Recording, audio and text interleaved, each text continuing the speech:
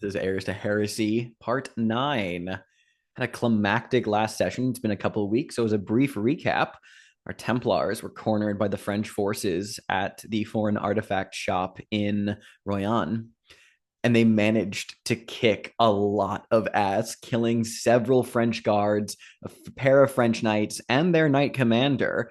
Though we did get to a pretty hairy situation where Elias was almost struck down by one of these knights.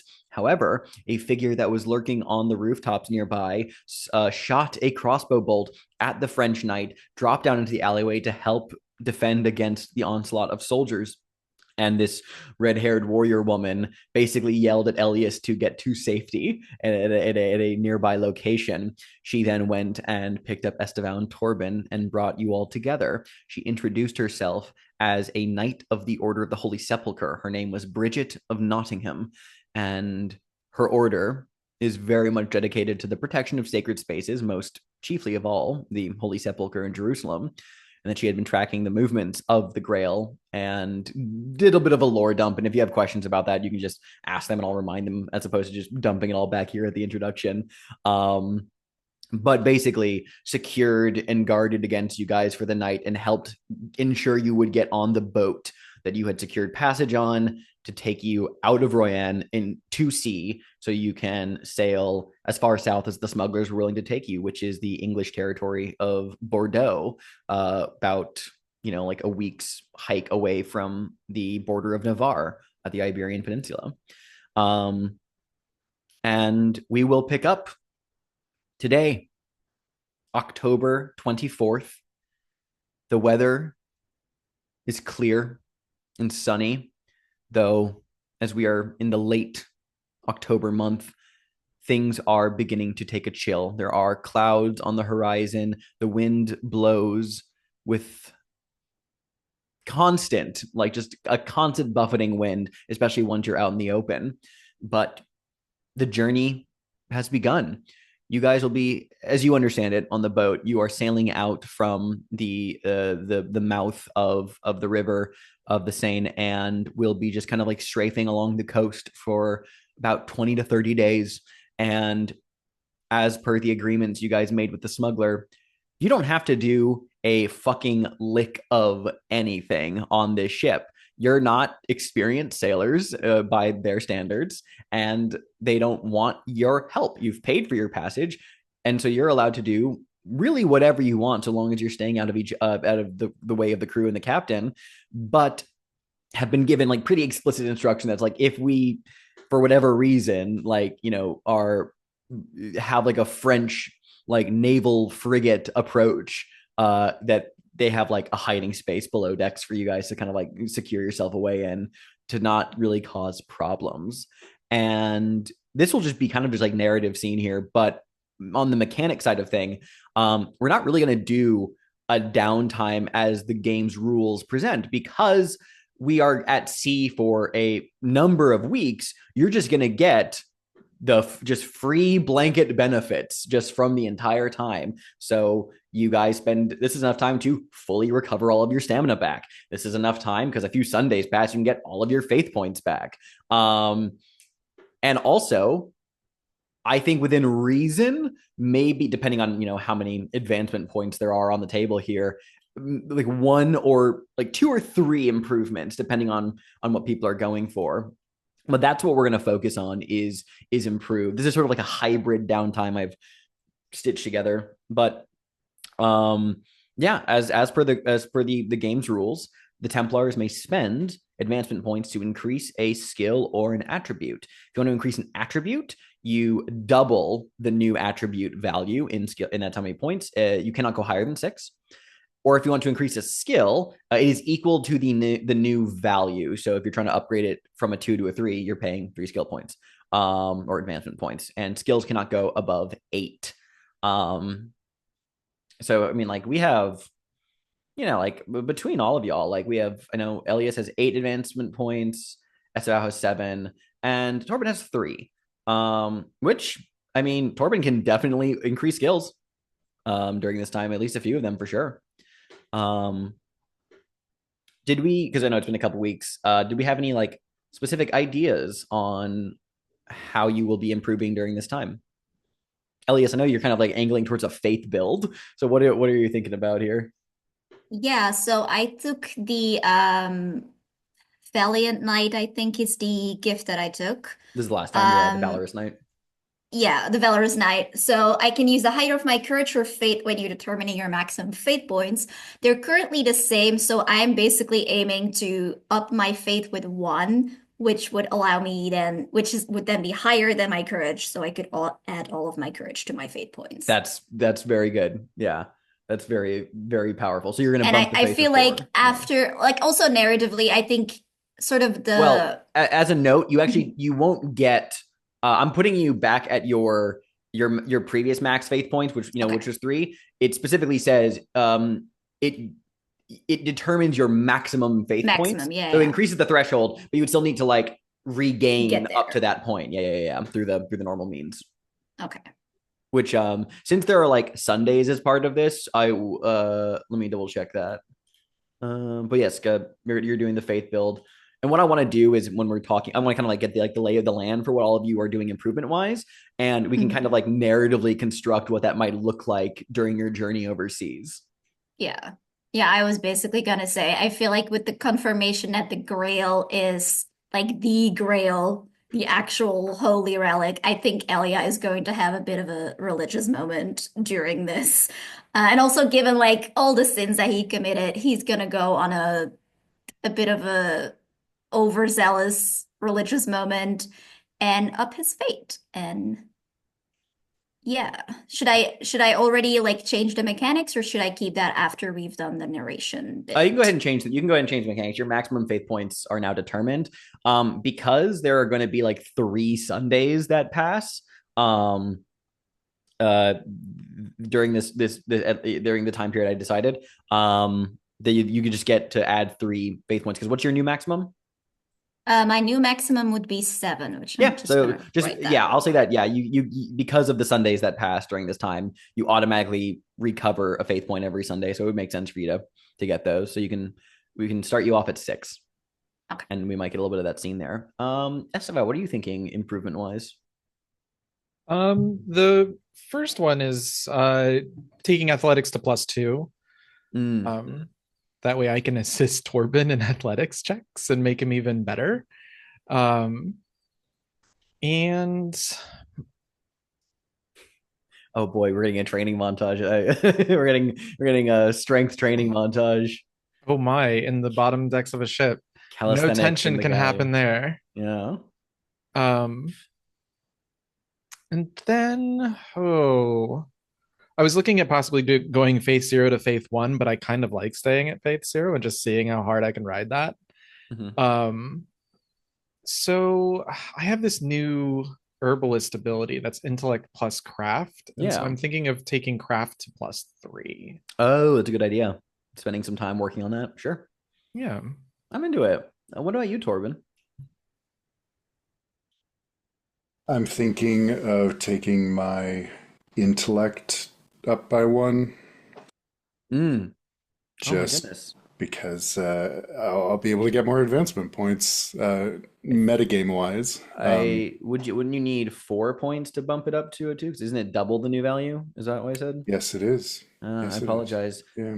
I apologize. You don't Um, have to improve, by the way. You could choose to hold on to it until the next yeah, I think. window. Yeah, I will do that. I'll hold on to it. Yeah. So Torben improves not at all. He spends the whole trip just hanging out, chilling, relaxing. He's probably still like maybe like brooding a little bit over everything that was going on with Elias in Probably. in Royan. Yeah. Definitely. Yeah.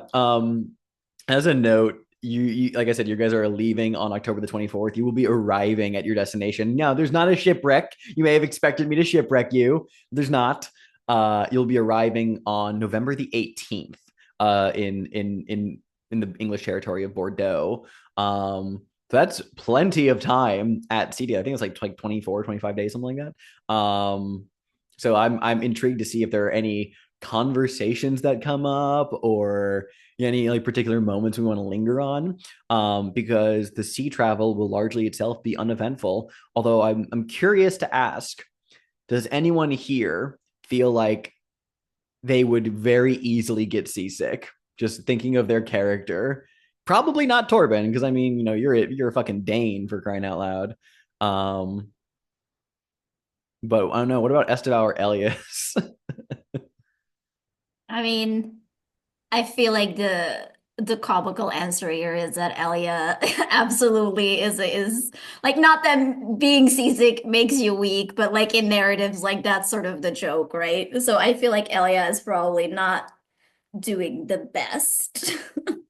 Huddled over the railing every so often.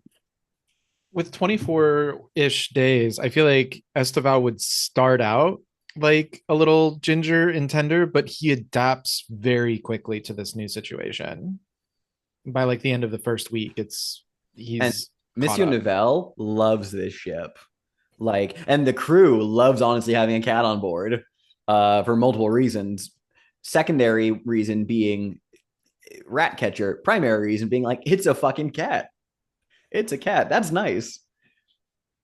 Oh, hi, Meki. Yeah, speaking of the devil, Oh, exactly. He arrives. I'm into it. Let's just kind of float around with some scenes here. We can zoom in and zoom out as needed. A couple of things that I recall from past sessions that are worth bringing up here is the idea has been mentioned of like Esteval, Elias, family history, mystery, tension, or whatever. So I don't know if there's a scene there, a scene between Torben and Elias, a scene between Torben and Esteval for other reasons. I'm into whatever. I don't have a particular approach in mind for structuring these. I just kind of want to open the table to like over this like next better part of a month on the open sea. You guys are in close quarters together. The kind of scenes and maybe little vignettes that might arise from training montages or more actual character development. If anyone has an idea, feel free to throw it out there. But if you're not sure, we can start with little vignettes surrounding the character improvements. So if anyone has an idea, feel free to vocalize it.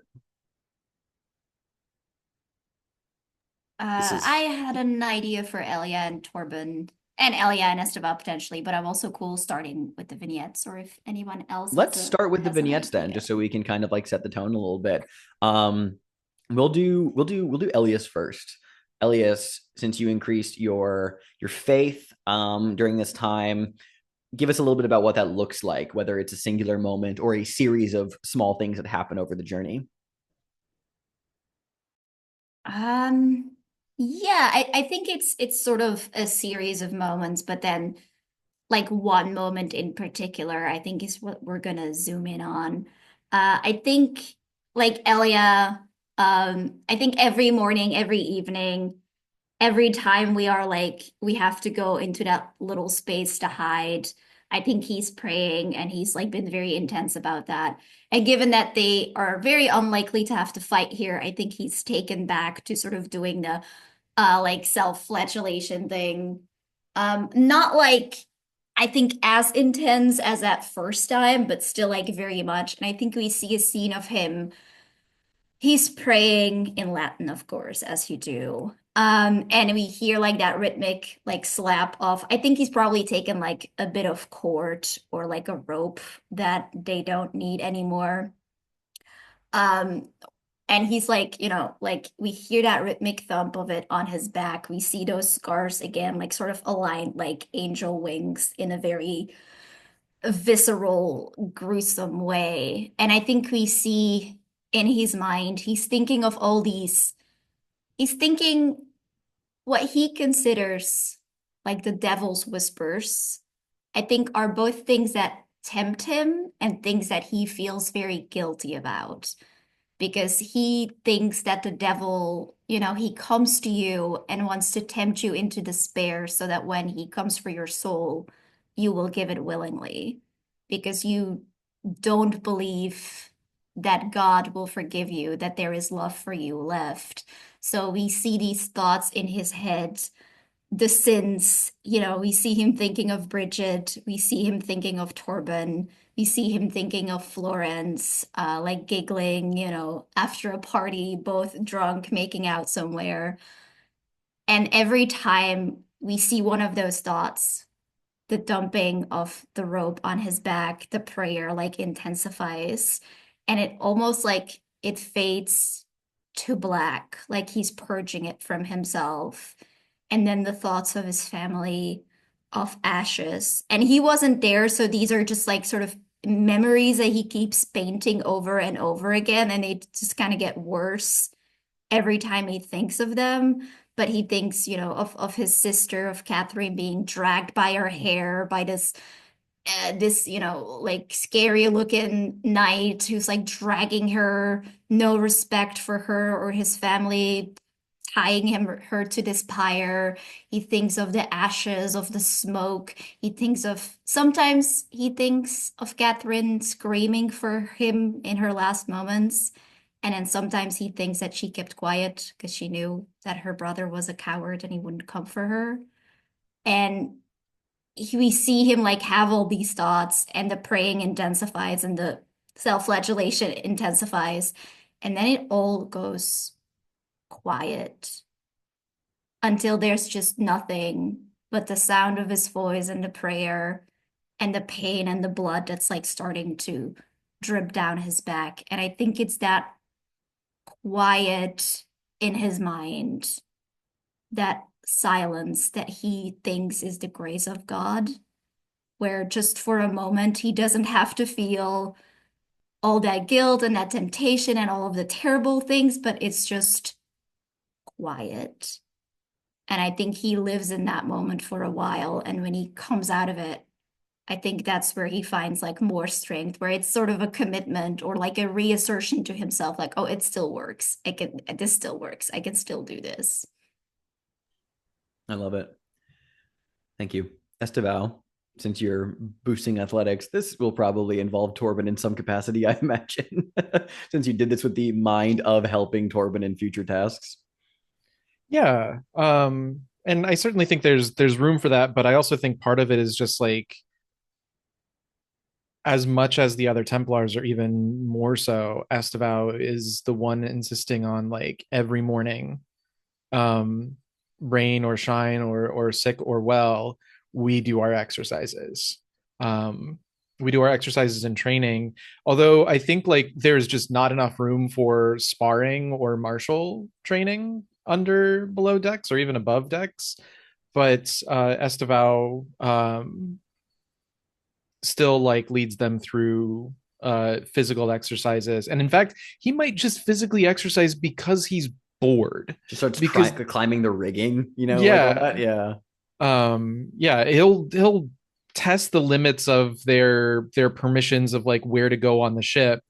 um if it's just an excuse to get out of the hold, and not very uncat like himself, finds himself just wanting to explore the space, and that and not be cramped up in this tiny cell the entire time, which often does lead to him. I think we do see him like, yeah, climbing the rigging, and If you're okay with me like interceding like a concept, sure. this is so cinematic in my brain. It's like a montage of like doing like the rigging climbing, and like there's like a leap from like one part of the rigging to the other that like you miss multiple times, but like you keep going at it, and it like you have like over the course of like probably days, like sailors like gathered to like just like watch you do your little like rigging run until eventually like you leap and you grab the other side, and there's like an eruption of like hearty cheers from the sailors below because people were betting that you probably wouldn't make it, but Oh got yeah, a bit of a fan base. yeah, fully little like, if we're doing a side movie, a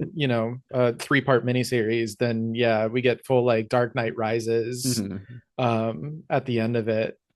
uh and also Esteval is like probably shirtless 90% of this time because there's no reason to have chainmail uh under, in this situation. But that lets him make some of these more agile leaps like this. And yes, yeah, full Mulan, um making a man out of Esteval. Honestly, I love that. um and just in between all of these things, what's the little Torben just between both parties involved, Elias and Esteval alike, like Torben's experiences on the ship and with them as they're training and all that? I think Torben would be helping where he can and deliberately being unhelpful where he can. Uh, I think, yeah, making Elias feel as silly as reasonable for the self-flagellation, emphasizing the swaying of the ship every time, even when it's still, and probably doing some training with Esteval, and Mhm. mostly drinking with the sailors, I imagine. Oh yeah, and I'm gonna be real with you. The sailors probably fucking love Torben because they are like it's. I'm fully picturing that like scene from Raiders of like when Marion's doing the drinking contest at her bar, where it's just like it just like outdrinks even the surliest looking men of like Torben just getting involved in like little drinking games and kind of having like just camaraderie with some of the sailors. And I absolutely love that. Um, that's great. I have a couple of scenes in mind, but Jazzy, you did mention some possible ideas for scenes if you wanted to float them by first for possible moments. Yeah. I think it doesn't have to be like a super long moment, I think. But I think one, whatever time of the day it is, Elia will approach Torben and you will see that he has like I think like very simple clothes on. He's not wearing his chainmail on the boat. But he is wearing his Templar thing tunic still, but the cloak over it. Um, but he's carrying a little bundle of clothes, and when he comes closer, you can see that these are the clothes that Alphonse gave him, and he will give them like as a gift. They're like kind of wrapped almost like a gift. He will give them to Torben and kind of sheepishly say like, um, I was thinking when we get to shore, you could sell them and keep the money or give it to the church, whatever you want. But I don't need it. Why?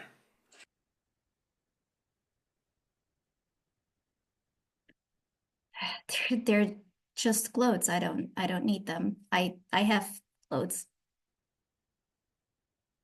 Yes, and when those clothes get dirty or torn, you have additional clothing. This is silliness, Elias. You can see that he kind of like twirls in that way of like, oh, that's not the response I thought you would give me. Well, it's fine if my clothes are dirty. I don't need them. Very well.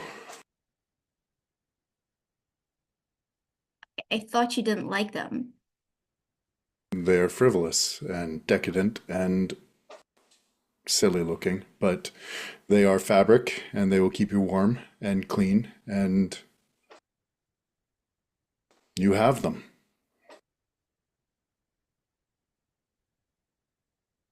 And you Well, like them. yes, but I shouldn't.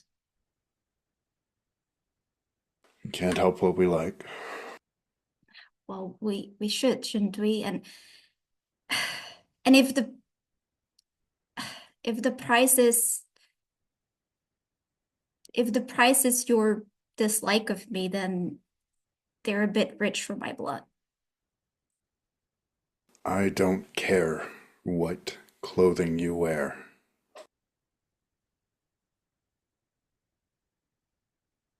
But then why? I cared why you wore it.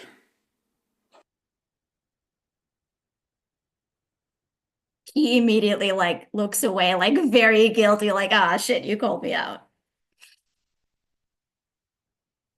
That's that's why I shouldn't have them. I will hold on to them for you.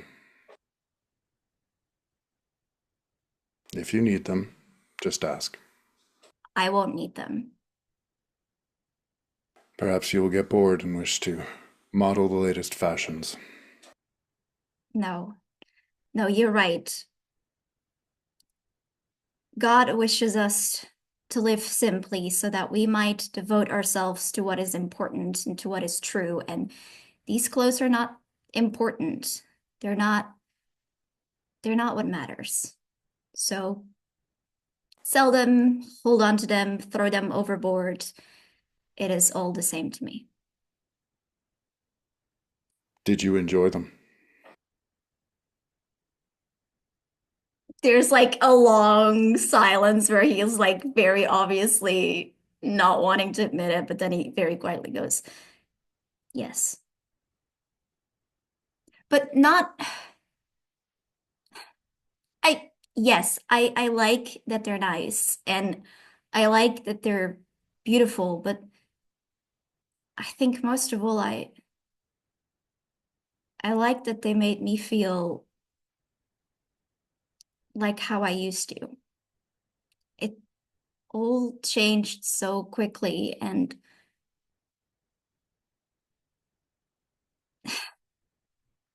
I sometimes I feel like I don't know who I am anymore and these silly frivolous clothes made me feel like maybe maybe I did. I'll hold on to them for you. But I think if God didn't want us to enjoy things that don't hurt anyone else, he wouldn't let us. Well, it's not about hurting anyone else, is it? It's about it's about choosing to live in a simple way so that we might devote us to what's really important. I don't need to be Elia Beaumain. I have to be Elia the Templar. Elia Boma is Elia the Templar. No, he was a silly noble son. He he did not live his life according to God's word. But I must. I'll hold on to them for you. Thank you. And I'm sorry. Me too. In another scene, Esteval, you're below decks at a spot that you have found to be um peaceful isn't quite the right word, just like secluded enough where you can like focus on things you're studying, especially since you've been referring back to your like herbalism and stuff and like light work there, sort of spending some time. I don't know if you have like notes or anything that you have on that front. Yeah, I was curious about that as well. I'm wondering if just for the sake of easing the fictional positioning, Mm. either Bridget might have had something or might have been able to pick something up from the spy network, or with the money they gave us, like yeah, just a little like a bundle of notes that Yeah, like a Esteval little can either, because I folio don't, primer. yeah, I don't think I'm gonna get any herbs here in the middle of the ocean. Well, that's actually what I'm segueing into the scene Oh, here. I think there is a like heavy boots, then I kind of like thunk down to this lower deck. There's like a particular like surly sailor, like very like weathered complexion, but like the ruddiness in his cheeks is more due to alcohol than it is just the windburn. And kind of like has like sway to him to someone who is not, this guy would be steady as a rock on a ship. He's swaying because he is drunk. And he just like kind of just is off to the side, like stewing, like looming over you before he actually speaks. You're aware of his presence, and he's just like, "You are remedy maker." uh, a physician. Ah, yes, physician. You know how to make concoctions. What unguents, salves. Esteban like looks up at him and like wants to qualify that he's studying, but judging by this man's demeanor, he just goes, "What can I help you with?" um, and it takes you a moment, probably, because I can imagine that you are on like the most familiar terms with every sailor in this ship. But this is the ship's quartermaster. And he says, there are a few of us who um, have taken ill. A few of us, myself included, who are sometimes put a little too deep into our cups. And at the risk of to avoid being chewed out by the captain again, I was wondering. You claim to be knowledgeable. We have some supply in the ships, herbals, basic supplies bound for Bordeaux. But if you think you can make use of it to better the state of the crew, I have considered and I'd be willing to let you utilize some of these stores. Discretion, of course. The captain does not need to know. Of course, I'll see what you have. And he just picks up the bundle of notes. Show me these stores and anything I can use. Yeah, you can go ahead and attempt your intellect plus craft test here, which will sort of reflect the usefulness of what you find. I'm gonna say that because you're working with like an entire like ship's like cargo worth, I will give you advantage on this test. Oh, and you're aiming for a interesting. 21. Yeah. Right. Because I mean, there's a lot of stuff on this ship. I can't imagine that there's going to be a lot in this the way that is useful, but like the bulk of one crate is probably even better than like an afternoon like looking for herbs along the roadside. You know what I mean? So yeah, you can roll this with advantage. Okay, 3d10 to highest and +7, and that is 21 on the dot. Fucking perfect. You what's your intellect attribute again? It's +4? +4. Yeah. The four remedies that you'll get from this are just in your stock now. They are not representative of anything you're using for this crew. Just narratively, you succeed here. Kind of just like, I don't know, if you want to like give yourself a little vignette here about bettering your craft and like maybe even tending to some people on the ship. I'd love to hear it.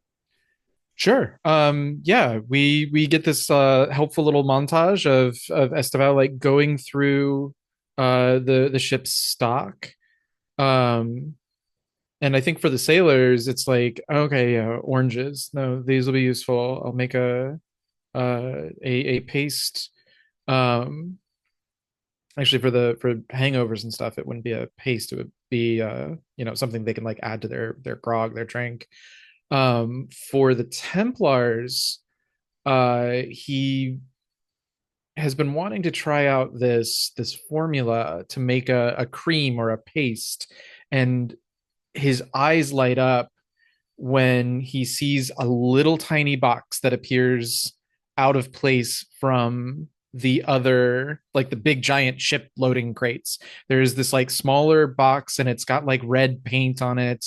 There's actually like care put into this box's creation. It's not just storage.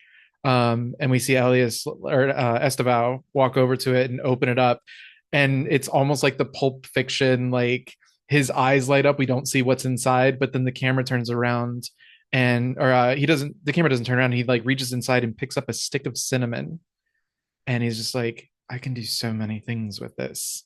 But he winds up making essentially like an early version of Tiger Balm, a cream that can be applied to joints. And we see him, mortar and pestle, mixing little bits of fat. He goes and checks the notes. Cool, we can do that. And then a couple little jars later, and a one very nice smelling workroom that the greatest giveaway that there is something going on in this space is it smells very strongly of like orange rind and cinnamon. And I think We have some hangover cures for the sailors, and we have some pain relieving cream for our Templars.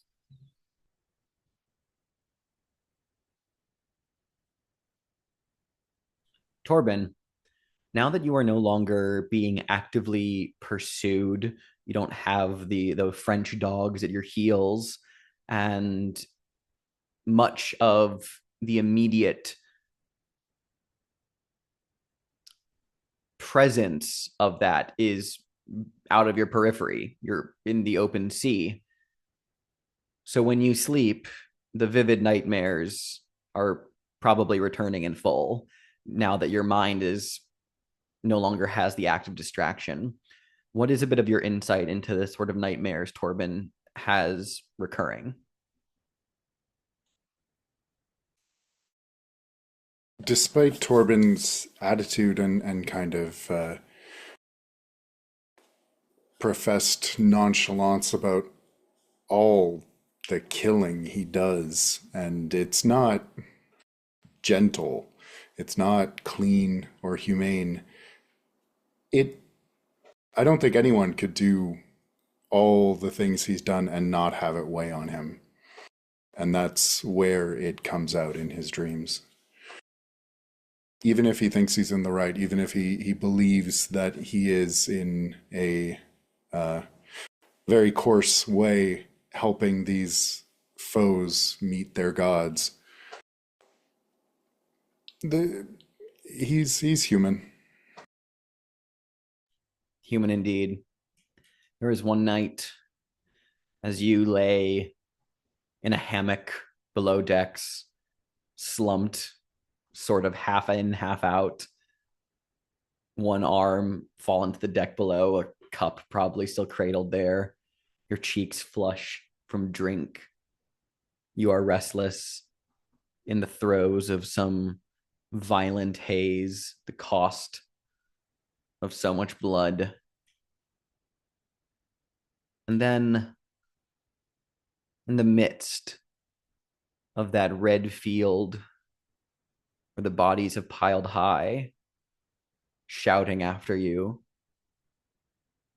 there is a glimmer of light through the autumnal sky, a small sunbeam, warm and inviting. In the nightmare, it feels almost like an invitation. If you wish to accept it, you must believe that it is worth taking and spend a faith point. Otherwise, the nightmare will continue as is normal. I will spend my one faith point on that. What does that look like to sort of accept what this light is reaching out to you with? It could be the Valkyries. It could be his path to where he always has wanted to go. So it could also be all the maybe Elias's faith is getting to him. This could be the light of this other god. But whatever it is, everything he's done, all the people he's killed, all the violence and carnage, if there isn't some reward at the end of it, then he's a monster. So he has to take this. Yeah. And when you do, you are lifted from the field of blood. And what happens next is entirely left in your dream. It is quickly falls through the sieve of your waking mind, left in kind of like a muddle. But what you will recall is just various symbolic snippets, these like fragmented visions of dream logic of Elias standing resplendent as the stars and sun wheel overhead like the rolling like the rolling wheel of a carriage on hill, just with great speed, stars, sun, moon spinning over nearby.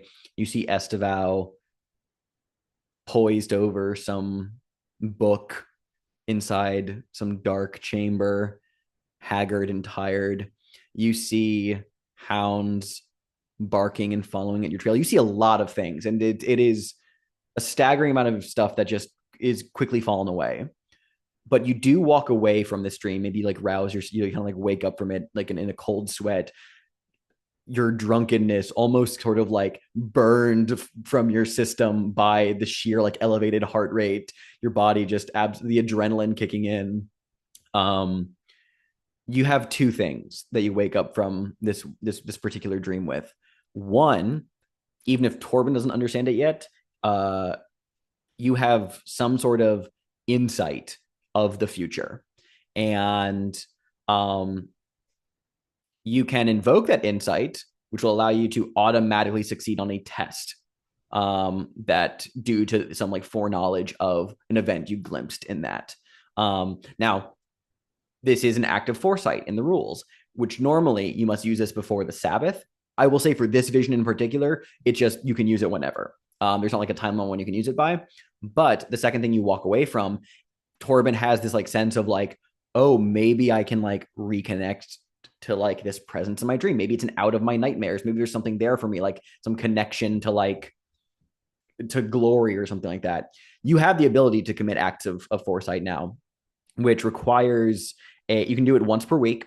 You must spend at least an hour in prayer at a like significant holy site. Like a cathedral, temple, or chapel is fine, but like some kind of like small altar or shrine is not. Just need to be a significant sacred place. And if you do that, there's like a test involved, and you spend a faith point, and you can see if you can learn some visions. This one's for free this time, aside from the faith point. No test required, but you kind of have this like lingering sense of visions now, some sort of prophecy, who knows. And I don't know necessarily how to describe this, so I'll just say, Torben, you would have the sense somehow that this possibly relates, or is at least in the same sphere of influence as that near death experience you had, the moonlit lady by the water's edge who told you to seek Avalanis. There's something similar there. But anyway, there's a little vignette there. And sounds like we need a vignette between Elias and Esteval, because we had something in mind there, some sort of scene that was proposed, unless we don't want to do that yet. I'm fine with it, unless Torben and Esteval want to have a moment. I'm fine with whatever. So we're gonna do the Elias scene first, then, if that's Yeah, the vibe. sure. Yeah. How do you think, Kevin, how do you think Esteval has been like treating Elia? Is it like avoiding whenever he can, or is it like just how he always would, or how are they doing right now? Uh, unless the narrative has specific needs, I don't see much need for a particular change. Esteban is very cat-like. He's disinterested in anything except for what he's actively interested in the moment, and for the most part on this ship, it seems to be uh, these athletics games most of the time, and this research work that he's been doing the rest. Um, so he definitely hates being cooped up, and I think as a result, as a tangential result of that, he's been avoiding Elia, but uh it's not like a school yard like I'm avoiding you. Mhm. No, it's just been kind of coincidental there, incidental there. Yeah. How do you feel like framing this? Maybe you're doing your research and Elia is like coming to bring you some food or some drink. Because I imagine that Esteval is sometimes the kind of person who like forgets to like eat or drink because he's like so invested in the research, right? Absolutely, especially if this is like when he's making his first test batch of this salve. He would absolutely 110% skip ration distribution Hmm. or Yeah, and dinner. I think Elia in that case will see him um approach above deck, or are you doing this like I get the sense that this sort of secluded area is probably below decks. mhm. Yeah. I think Elia is doing that thing where he like enters and then like isn't sure how he's going to be received, so he kind of like lingers in the doorway as if to wait for some kind of permission from you to proceed. Yeah, Esteval will be like writing furiously in this little herbalist notebook that he's somehow acquired. Um, but he has this like white paste in front of him in a little bowl, and he like reaches down and like sniffs at it a little bit. Um, and like long period of time before he even notices Elia's in the doorway. Oh, Elia, come in, come in. Uh, I brought you dinner. It seemed like you were busy with something. I am. Uh, are you sore anywhere by chance? Everywhere. This boat is the worst. Uh, Here, I'm working on this.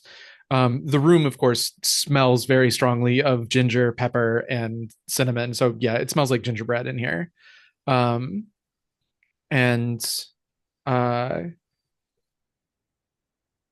he scoops a little bit of it with a probably a little spoon into a little jar and hands it to Elia and says, um, "Not in front of me, but whenever you feel like, just rub this on the muscles where it hurts, and uh, tell me if it changes, if it goes away or anything."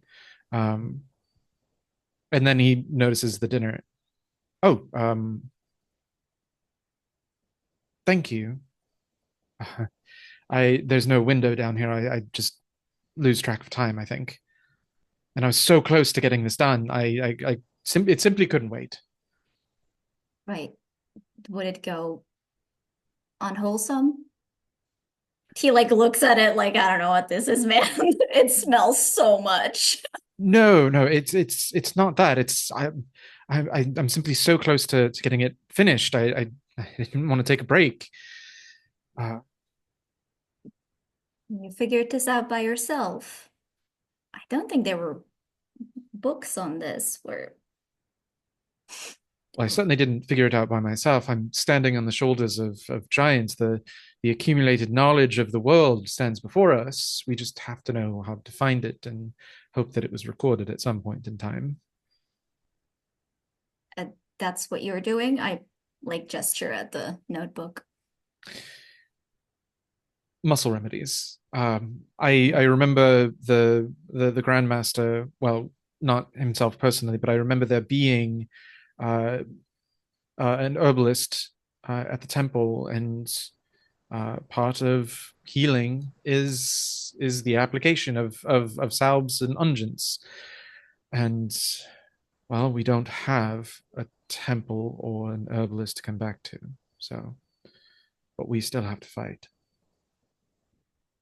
We do. And if anyone's going to figure this out, even on their own, you'll do it. Right. Um,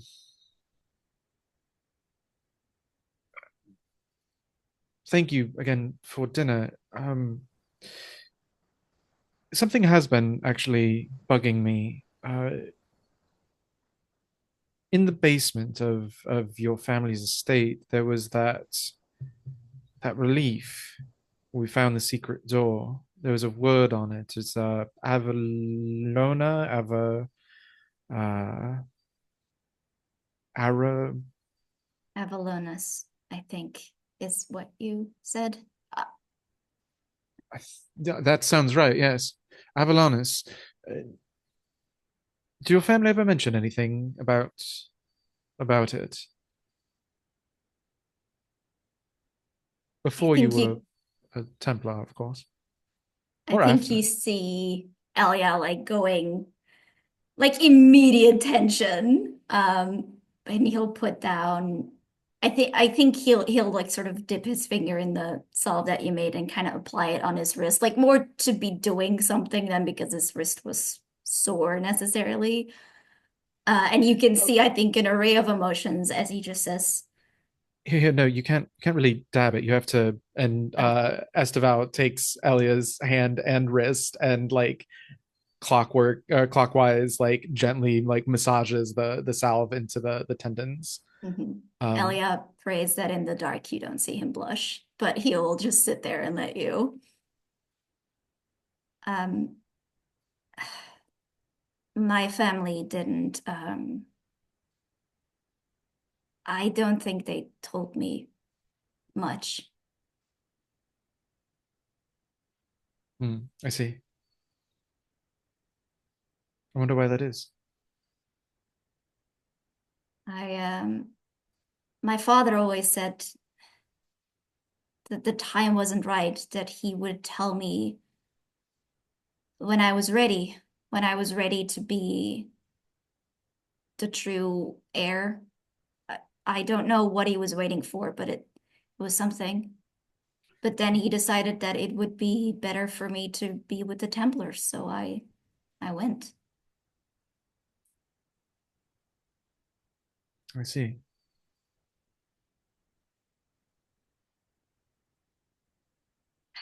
Whatever it was, I told you, it's an old house. I gathered as much.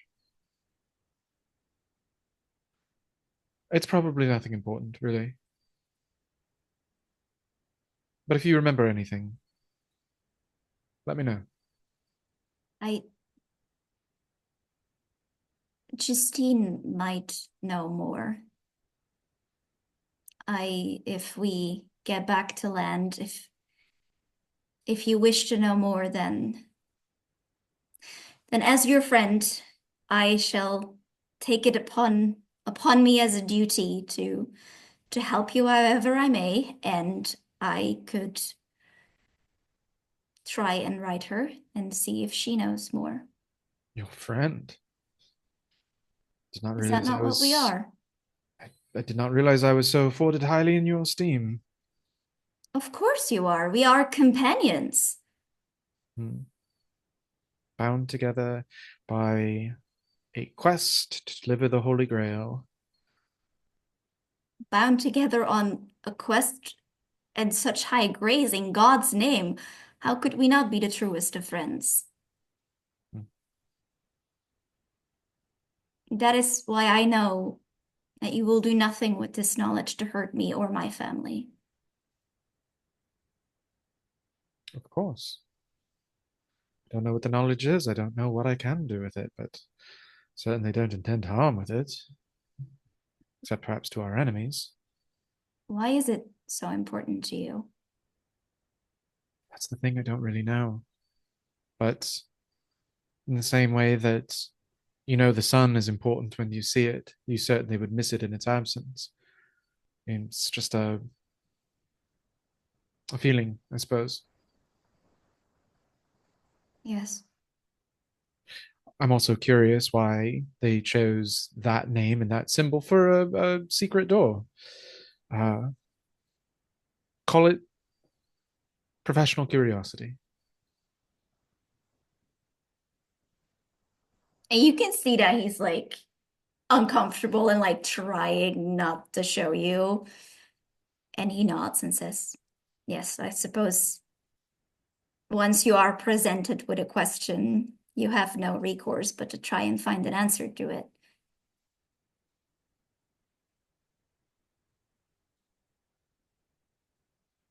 That is Does- your nature." Oh, I see. Am I so easy to read then? Well, if not that, then I suppose I don't know why you wish to pursue a path that is potentially so hurtful. It cannot be that you wish to hurt me, so I must assume that there is another reason that you are so interested in this question. Because possibly the people that destroyed your family and our Templar order are interested in it. And if they're interested in it, I need to know why. As I said, then it is my duty to help you. As a friend. Yes, as your friend. That's beautiful. We can end the scene there. Let's take a 5-minute break, and then if there's something else, we will have you arrive in Bordeaux the following month. No more scenes. I just Oh, do want to note that Elia talked about Bridget like every other oh, all the day. time? Yeah, sure. Yeah, just like all the fucking time. I utterly believe that. All right. So, after better part of a month at sea, you arrive in Bordeaux in the English territories. It is the 18th of November. The weather steadily getting colder. Winter is approaching. And when you arrive in Bordeaux, you can disembark. You can begin to find your next steps to continue your journey. And we have nothing to really zoom in on or address in Bordeaux particularly. I'm ready to just talk about the route ahead, about whether you're going to be traveling by road or if you intend to hoof it across more untracked territory to be safer. It is about a week's trek as the crow flies from Bordeaux if you went off the beaten path. It would be a bit longer and perhaps even more dangerous, depending on what sort of hazards are out there along the main roads, bandits, brigands. Unlikely that you'll have the harrying French forces. But the question remains, how dedicated are the Teutonics to finding you? And does their reach even extend here? Who knows? But all the same, I would like to know if we are planning on traveling predominantly over the major tradeways from Bordeaux, or if you will just hoof it, cut through forests, small villages, and just move with expeditious purpose. Who has an idea? I think Elia would prefer to just stay off the main tradeways because it feels like we've done really well in shaking them off. So there's no reason to potentially get word back out there.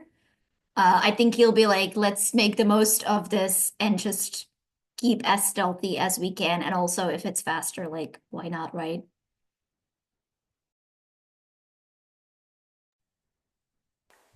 Which one's faster, using the main roads or cutting? The cutting is faster. Obviously, just has the hazard of just cutting off the main road and just kind of hoofing it and being a little bit more reliant on the day to day. Yeah, I'm fine cutting through the wilderness. Why not? Great. Torben would agree.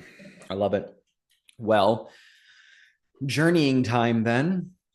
You can prepare some provisions, basic supplies, and just get ready to leave the city and just go through there. The way that Explore tests work is we make them every morning and every evening while you're traveling through any unfamiliar territory or a territory that does not have major roads or passages. I will say that I am counting sort of like once you're out of the like immediate vicinity of Bordeaux, it just becomes like, all right, and now we're in the open. So what we do on the explore test, it is the explore skill comes into play. Still, someone will select an attribute. Only one person needs to roll, but there can be aid possibly if people if skills or whatever line up. And on a failure, there is a consequence you will suffer that I pick from a list. And if you succeed, you get a benefit from a list that I'll read when we're kind of triggering the move here. I actually don't believe. Yeah, there is not a default written like standalone difficulty for every single explore test, which makes sense because different terrain is going to be harder than others. So for the sake of where we're at now, this initial kind of explore test in the outskirts of Bordeaux, beginning your journey, that is only going to be, where's my table? I'll just say this leg of it is fairly trivial. It's open fields, it's sort of like farms, you're keeping things light. So that's a 12. Who is going to be making the explore test for the group? Is it codified what the stat is? Like intellect explore? You get to pick that. It is just definitively the explore skill. Okay. Which I believe Esteval has a +1 in. Yeah, and everybody else is +0. Mm-hmm. So I feel like it makes most sense for Esteval to use either quickness or intellect plus explore. That gets us our best chance. Yeah, I guess it depends on which one colors the fiction in the way that you find most correct. Whether it's Esteval is leading the expedition with great speed, or if he's really more like determined, like, you know, survivalist knowledge, using the terrain, like maybe like maps, you know, some rough maps that he prepared in advance. Who knows? Like, where do you see this needle pointing? It doesn't matter mechanically because it's the same number, but I'm curious just for the fiction. Given that we're not like actively fleeing pursuits, I feel like intellect makes more sense, and Makes it's sense. more along the lines of like, this is a valley, there's probably a stream, that means fresh water, we can top off our supplies, things of that nature, or we can follow this, or things like that. I'm into it. Then please, by all means, go ahead and make a explore test plus your intellect, difficulty 12. 14. Incredible. You get to pick one of the following benefits. You either overcome an obstacle and make some good progress on our journey, which an obstacle, we can talk about what that looks like.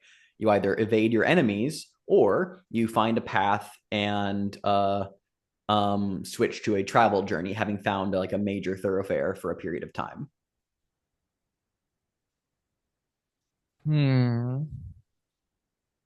Do you guys have any suggestions? Like switching to a travel would obviously speed us along a lot faster. We are only at 1 pursuit point, so evading pursuit is not huge, or evading our enemies is not really a major factor. And what was the first one? You overcome an obstacle and make good journey on your make good progress. An obstacle in this case would probably look like, because I didn't preface this with the territory. There's nothing huge obstacle wise in this first leg of things. I would say the big one is sort of a thing that was already mentioned by Jazzy, which is like being like seen and being like, you know, the populated area of Bordeaux, and like that any degree of like word getting back of like people passing through here. Very minor risk in this part of the world, but it's still like a minor obstacle that you are able to overcome somehow. Yeah, I think that sounds good to me. Yeah, you guys, in the intellect angle works really well here, of just like you kind of just evade and stick to your own little corner, moving and being more selective in your paths. So you're not really crossing any, like, I imagine like we see a scene where you're walking like a country road, and like around the bend you hear like a wagon coming around, and whether or not the person is just a humble farmer or someone well-meaning, Esteval still decides, we're gonna step off the path, we're gonna hide, we're just gonna like kind of like crouch, we're gonna let people pass. Does that check out for you? I'm into it. Absolutely, yeah. And this first stage is kind of like passive with you guys hoofing it. How much does Elias hate this? I think it was like very valiant and like, this is a smart plan, let's do it. And like, there is an undercurrent of him like still sort of wanting to show Torben that he's like not this frivolous nobleman, but he is a true Templar and he's trying, but he fucking hates it. I think it's like this combo of like he thinks it's kind of exciting and fun, but then also like the reality, especially I think like the more the day goes on and like we're getting gross and tired and annoyed, and I think yeah, Mm-hmm. he starts to think like, oh, wouldn't it be nice to just end the day at a good inn or a bathhouse? But no, he can do this. This is what God wants. And you pass, you give whole wide berths to villages. Eventually, by the end of your first day, you're sort of like getting into the environs of like forested land and following hunting trails or smaller thoroughfares, like village roads, and you're out there. And so I need you to make another explore test for the evening, representing the end of the day's journey. This can still be with intellect. I still think it covers, and it'll be relatively trivial still because we're still in early territory. So it's still a 12. So you can roll the exact same thing before. Does anybody else want to roll, or do you want to keep playing to win Yeah, here? entirely up to you guys. Go ahead. Okay, all right. 2d10 plus 5. It is a 12. 12 on the dot. I can tell you there are no obstacles to overcome in this part of the forest. And this is a thing where I'm going to actually make a home roll real quick because these benefits are somewhat limited. So one of the things I'm going to say is one of the general benefits is I'm going to add to the list because one of the consequences I can invoke if you fail is that you run out of food. And I'm going to say that one of the options I think I'll present you here now is you have a bit of extra food, whether it's foraged or hunted, as like a bit of like a padding on top of it. So if you ran out of food, you would have like a day's left, if you took that previous benefit. Like you have a little bit of like extra surplus that you can find, in addition to the other benefits. Thankfully, you have no enemies to evade at this moment, and still you could also find a path if you wanted to switch to a travel journey or find food.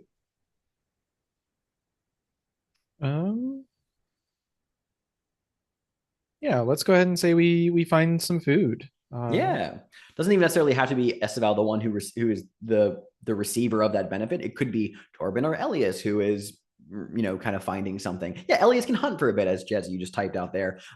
Very very simple, and making some camp. I love it. The next day. Oh, and actually, hold on. I forgot. This technically would trigger downtime because we're in the wilderness.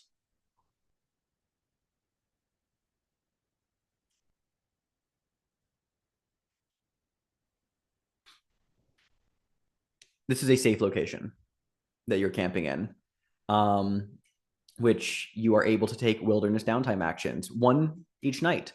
You can try to conceal your trail to reduce pursuit points by 1.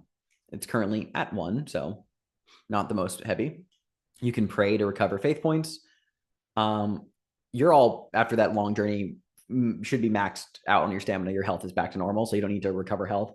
Or you can train, which allows you to give yourselves advantage once during the following day. What would each of you like to do resting at camp this evening? I'll train Explorer. Great. Prep for the next day. Love it.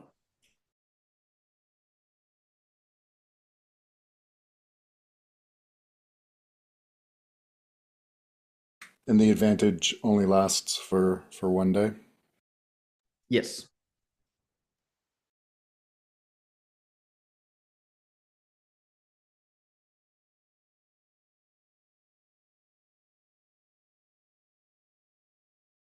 I'll pray. Oh, I love it. Well, then Elia must join him. Then both of you can make a faith plus religion test. Difficulty is 15. Could we then aid each other because we're both praying together? Well, yes, one of you can aid the other as long as one of you has the +2 in stat or the I skill. do. I'm a religious boy. I don't think Torben does, but yeah, no, us Elias can absolutely help Torben. Absolutely. You get to choose the benefit of whether he gets advantage on the roll or if he gets to add your skill in place. It's been a minute since we did the aid, so let me just find that real quick. Aid, yes, you can either grant him advantage or you can add your skill to the total up to a maximum of +4, or you can allow him a reroll. Um, do you have a preference, Ben? Which one do you think is more useful? Probably advantage. Yeah. Okay. Yeah. Take advantage. Thank All right. you. All right. So you make a challenge 15 test, Torben. Same with you, Elias. You have advantage, Torben. Religion plus faith.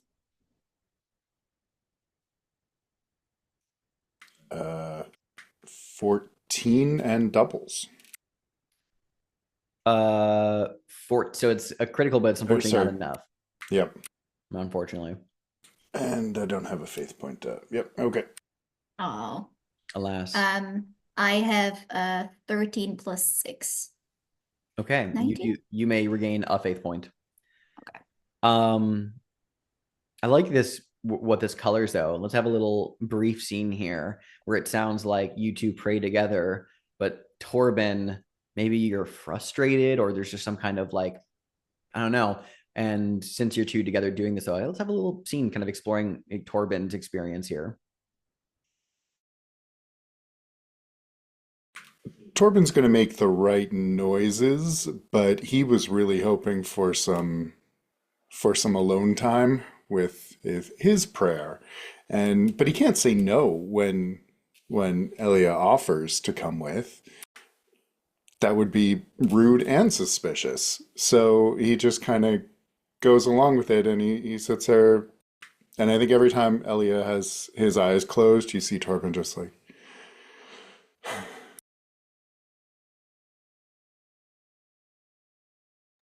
Yeah, and I think Elia, for his part at least, was like super hyped when Torben, because I imagine, I imagine like this was like one of the few times that maybe Torben was like, I'm gonna pray, and Elia was like, oh my God, it's happening. So he was like super hype about it. And I think he is kind of like, I think he can tell that Torben is like frustrated, but he's in his mind like, oh yeah, long journey, it's been tiring. Totally get it, my man. I'm feeling it too. But he is in this moment, especially like, when he closes his eyes and he sort of hears like the grumbling of Torben's voice over like mingling with his own. He's just having this moment of, we are so connected. We are in this together. I'm having like this really deep bonding moment with Torben. And he's just like really happy about it, honestly. I think after that, like I think he's like the quiet grump sort. Like I think for like as whiny as he is, he tries to, especially towards Torben and Esteval, like kind of keep it in. Because he doesn't want to admit that he doesn't like this, because he should be like tough and manly about it, but he's not. But I think like all of that fades and he's just like back to like golden retriever energy, like just very happy about this. Torben would appreciate that, but there's definitely it's a little strained.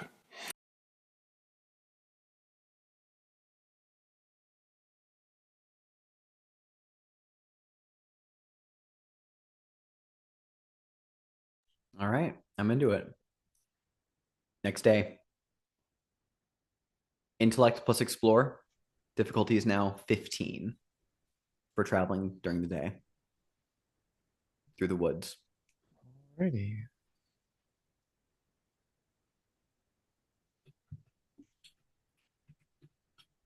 And advantage, do I get it once or is it the whole day? It is, you use it once for the, yeah, it lasts the entire day, but you can only use it once. So Okay, well, yeah, might as well go ahead and burn it now. I guess so. Keep the highest 2. It is still +5.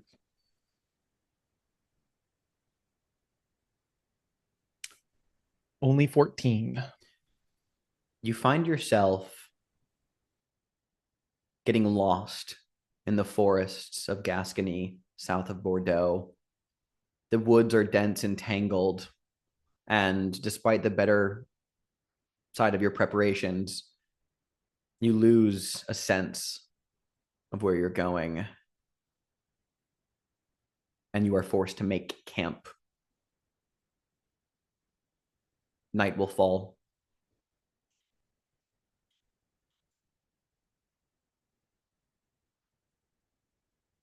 Despite being lost tonight, there's a quiet campsite, a calm meal, and some solitude.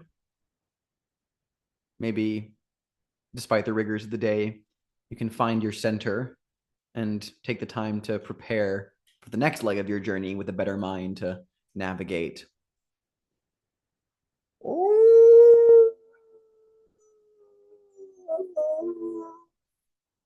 Throughout the night, once the sun is low and the stars are overhead, there are just hellish howls that constantly rouse you all from your slumber, interrupting sleep. The fire burns low. Constantly. You have no rest. The howls are constant. What are you all doing?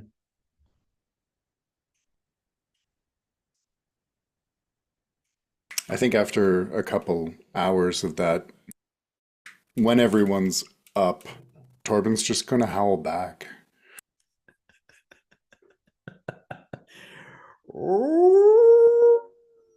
It's just echoing. And now you really can't sleep because Torben's gone off his fucking rocker. Come on, let's can't beat them, join them. We can't join wolves, Torben. Why not? They're not Christian. So we'll baptize them, and then we can sing with them.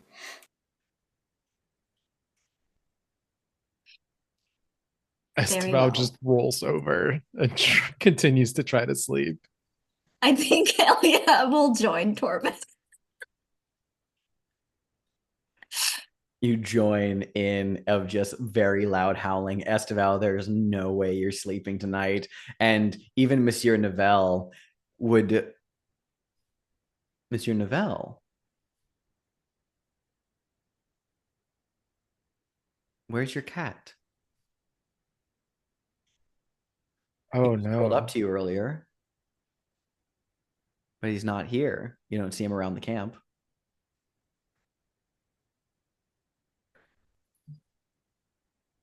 Part of me wants to worry because it feels like this is something we as players should be worried about. Part of me wants Esteval to be like, he goes off on his own. He's a cat. He'll come back when he wants to. Up to you. Oh, wait. There's a bunch of howling wolves. Yeah. We should be concerned about that. So Esteval will rouse and What's interesting, though, I'll say, is that even though you've heard this constant howling, you've never heard multiple wolves howling at the same time. Just one howl constantly.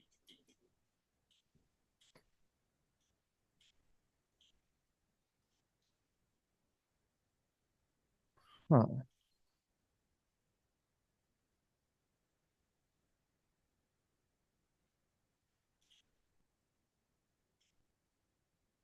I think that's curious and interesting. And obviously we as players are definitely jiving with what that probably is. But no, Esteval is gonna go into the woods and look for Monsieur Neville, probably in the direction of the howling. Well, the Just howling's not current. It's now currently just Elias and Torben notably howling. You have not heard additional howls, but you do walk off and go look for Monsieur Neville. it's a short walk from camp beyond the threshold of the dim firelight, where you can see a reflective pair of eyes from a nearby branch.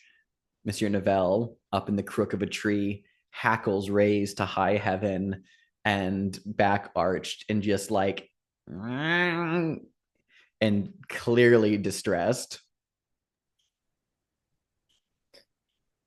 There you are. What has got you all roused up? Back at camp. Yeah, I think Esteval, by the way, Esteval, once he's not gonna wander off like Ars Naked. He's probably putting on his chainmail and has, crossbow and sword at least with him. Mm-hmm. Back at camp, as Elias and Torben howl just wildly into the woods, we see reflective eyes stalking from the shadows, unseen by them, labored breathing.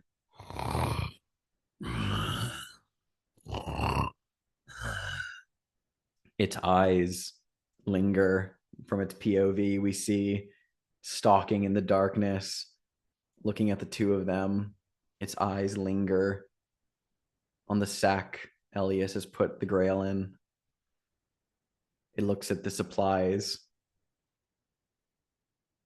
and it launches out of the woods and attacks. What launches out of the woods? Well, you don't see it at first, so it's gonna do. It'll launch its attack, and then we're gonna talk about what it looks like. But first of all, let me just pull this up real quick. Yep,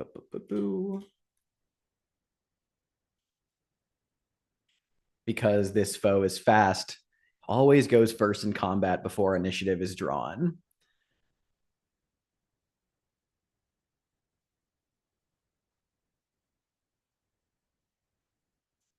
Just reminding myself of this real quick.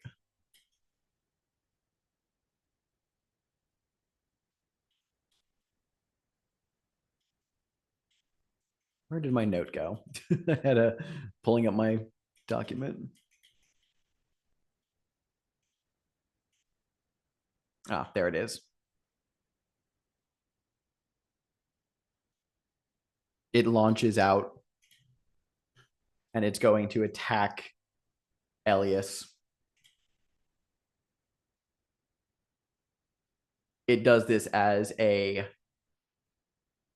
charging attack against you, launching out of the woods. This massive shape darts and attacks, absolutely catching you off guard. This is where my die roller go. There it is. All right. It has disadvantage on this, thankfully. That is a 22 against your defense. Oh, wait, no, sorry. Yeah, no, sorry, I apologize. Not 22. It is a 29 against your defense. I'm bad at math. Yeah, that'll do it. Okay, I see. That is 22 points of stamina damage that ignores damage reduction entirely. I mean, I assume I'm not wearing my chainmail and shield anyway, Nope. so I'm at 0. And I will let you know right now, this thing is not attacking to kill. It is very specifically attacking and knocking you out. That is its intent. Keep in mind that because this immediately makes you mark because this is over your threshold, you must mark a condition.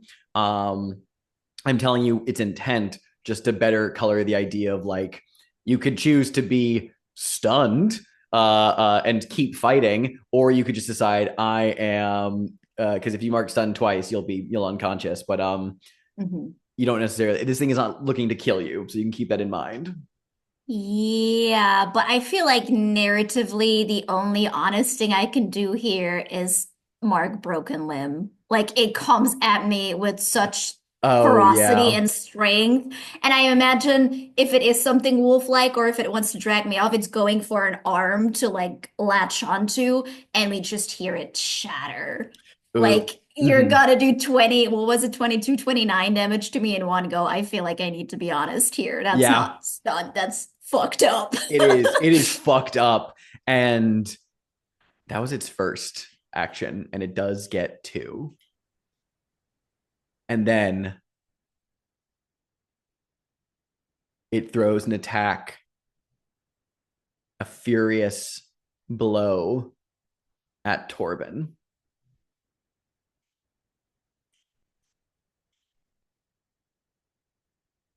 That is a 30 against your defense. Okay, my defense of 15. Mm-hmm. And it is successful. He will roll his damage twice and take the highest result. However, its defense is now 10. First damage result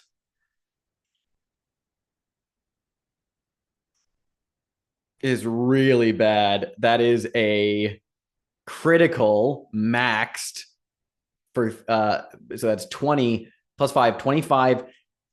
And this is a brutal foe. It deals not double damage on criticals, triple damage on criticals.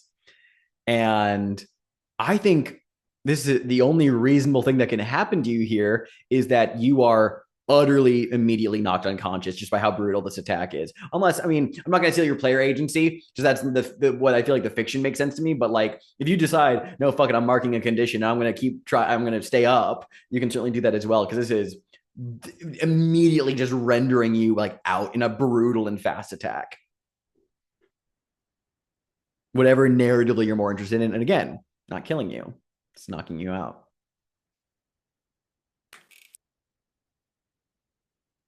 I think I'll take a broken limb As well. first. Yeah. Yeah, that makes sense.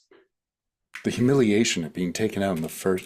Torben's already been there. Stomped over the campfire in its sudden ambush, quenching what little flames were still dwindling, and there's just embers now plunging the campsite into darkness.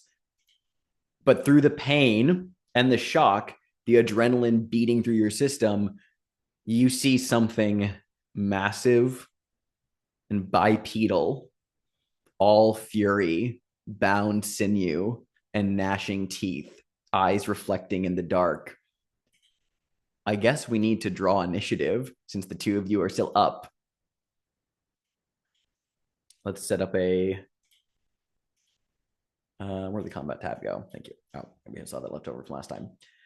There are 3 of you, and this stalking beast is indomitable, which means it has another token added to the bag.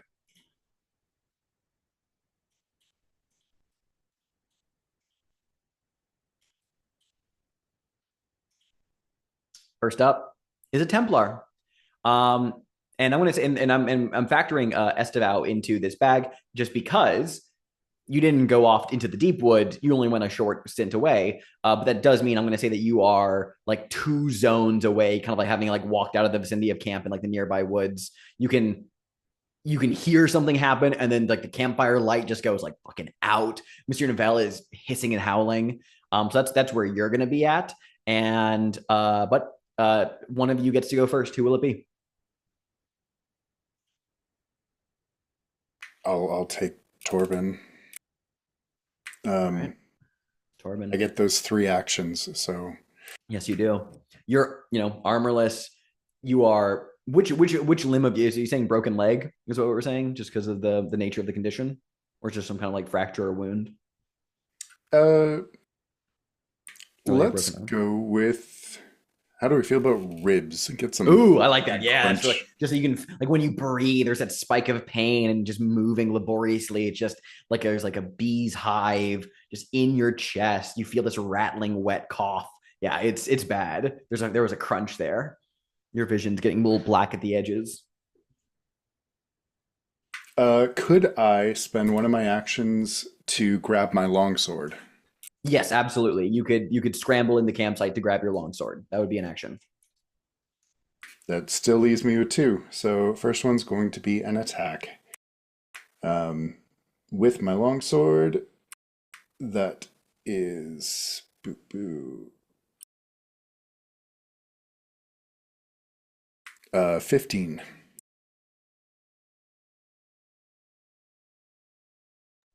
15 is not high enough for its defense. But, narrate the round. What that looks like. Oh, what's up? Can I invoke my foresight to succeed on that? Oh, yeah.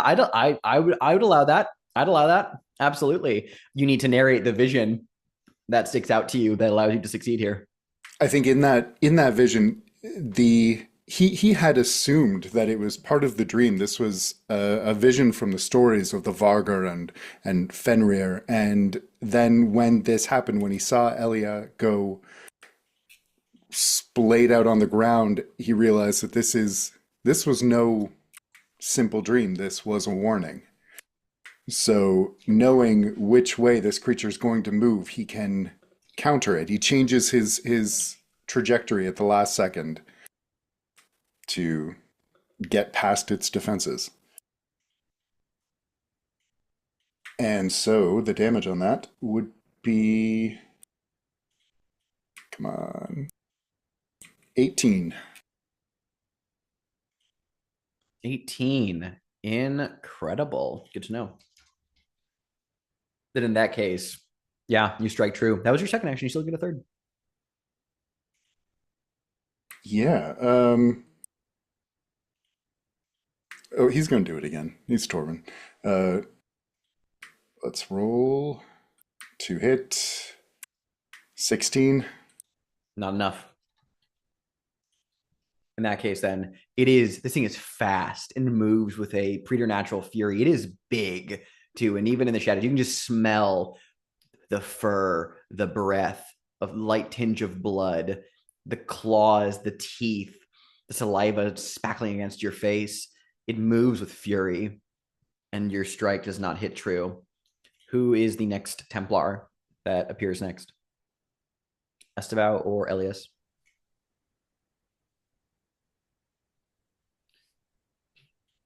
Could be Elias, unless you want Esteval to do something. I mean, I don't have anything particularly creative to do. So if you have Elias wanting to either like take a defensive action or something. Alex, wasn't his defense 10?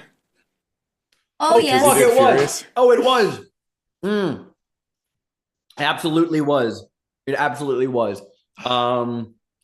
It would only be fair to say that you should have regained you still have your vision, because all right. I still like the narrative of it being a warning in there, but it should, so both of those would have hit. Fucking every time I forget about this. Every time we do every this. time I forget about every single time we do this. It's because I'm always just like, and all right, moving on, and then I forget. Oh wait, shit, hold on, his defense is 10. I'm forgetting. Yeah. What are crunchy games like? I'm used to just like one dice roll for a whole combat. And the thing is, like, this game barely scratches the crunchy territory. So there's a couple of things where I'm like, oh fuck, wait, I got to engage with my tactical game brain for this. Okay, so I'll roll damage on that second hit then? Yes, you will. 18.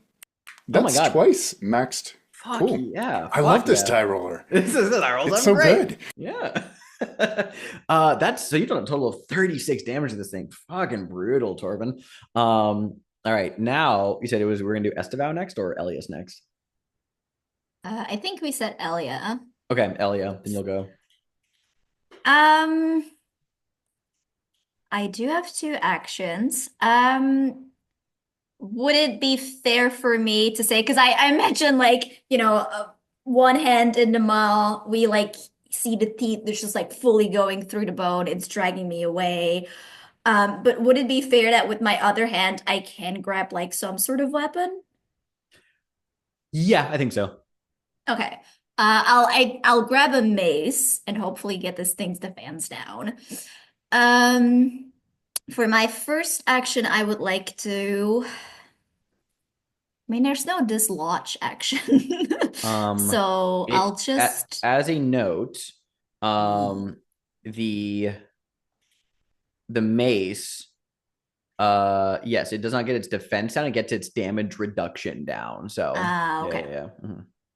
Quite. But also, this Still thing's not not. wearing armor, and Yeah, so so that's probably not I useful. don't think that's useful in this. I think this is one of those cases where it's like the fiction would that would not make sense.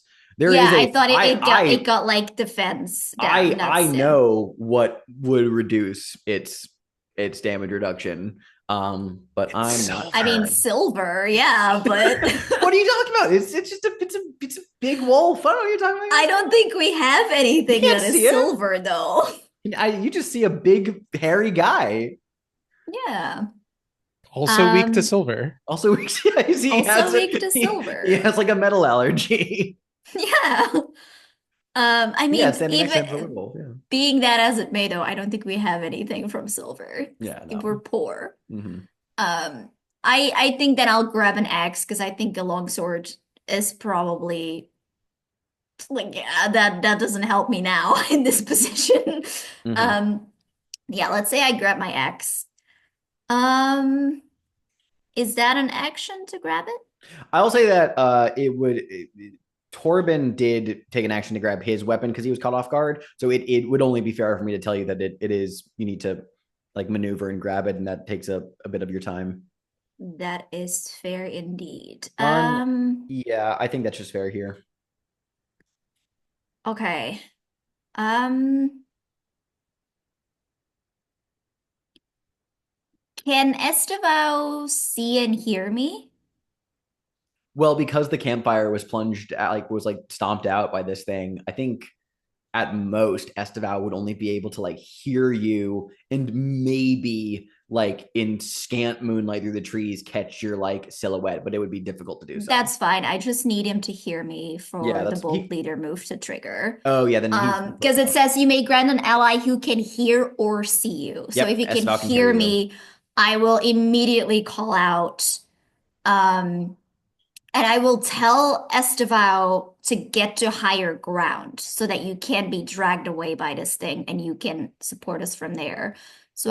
I'm like basically shouting so you can like get our position. And I think narratively what I'm doing, because that will be the action. I basically like I grab the axe. This is my next action. I can use a bolt leader ability. I'm also going to spend a faith point. So Esteval, you get an extra action for this. Like I basically swap my action for you, so you get an extra action. I'm gonna spend a fate point, and I'm gonna give Torben an extra action next round as well. So you would have 4 next time. And I think sort of narratively, yeah, I'm immediately like, I mean, shout of pain. Then I'm immediately like yelling commands as Esteval to get higher ground, don't get caught off guard. And I think with my X, basically if there is like some sort of moonlight that's filters through, I'm holding it up to just give Esteval like enough of a point, knowing that he's like such a skilled sharpshooter, that having that little glint is enough for him to take aim. So I'm not attacking, I'm just using it to give Esteval like a point to shoot at. And that will be me. All right. And then now is the stalking beast who sees you doing this, Elias, and attacks you. That is, wow, I rolled very low. That is only a 15. But I believe that hits you because you're not wearing any armor. Um, Unless I'm mistaken. armor Armor's only damage reduction. Not is armor, sorry, damage not armor. reduction. So Yeah, no. my defense is 16, so that does not hit Oh, me actually. I think it bears down on you and you're able to maneuver out of the way. Mhm. It is then going to do another one against you. Okay, that's a 31. That doesn't hit me. My defense is 35. No, that totally Great. hits me. Okay, cool. So you'll take another condition as it lays into you. Hmm. Thankfully, no criticals here. I think this time I will take stunned. Yeah. It like I think it like picks you up and like just snarls rancid breath in your face and then throws you across the campsite, and you like hit the ground and you roll like your head. This is like ringing. Your vision's already like disoriented from the darkness and the overall attack, and you're just seeing double. It then stalks over, snatches the grail bag in its claws, like looking at it, and then its eyes slowly turn to Torben. Esteval or Torben, who goes now? Sorry. Only Esteval can go now. Yeah. Or Torben already went. Esteval, you can go. Cool. And it's had an action, so its defense is back up to like normal, right? It's back up to normal. But I have 3 actions. So I'm going to move 1 zone closer, which should put us in adjacent zones, correct? Yep, adjacent zones. Cool. And we're gonna crossbow, try to hit it with a crossbow bolt. Okay. I think Or you would. I think. Well, it's nighttime, and so even with Elias's action, Elias's action renders it not impossible, but you'll have disadvantage on shooting at this thing in the dark. Cool. Then what I'm gonna do is I'm gonna use the action that Elia granted me to get to high ground. In this case, mechanically, I'm going to use the prepare action to offset that. Yeah, I like that a lot. You scramble up into a tree, Monsieur Novell style. Yeah. Yeah. Okay, go ahead and take a little longer to aim, or something along those lines. So yeah, ranged attack is +8, 2d10 +8. Here we go. 19. Oh, 19. The wrong title there. Oh, 19 is enough. All righty. And then ranged damage, crossbow 1d10 +8.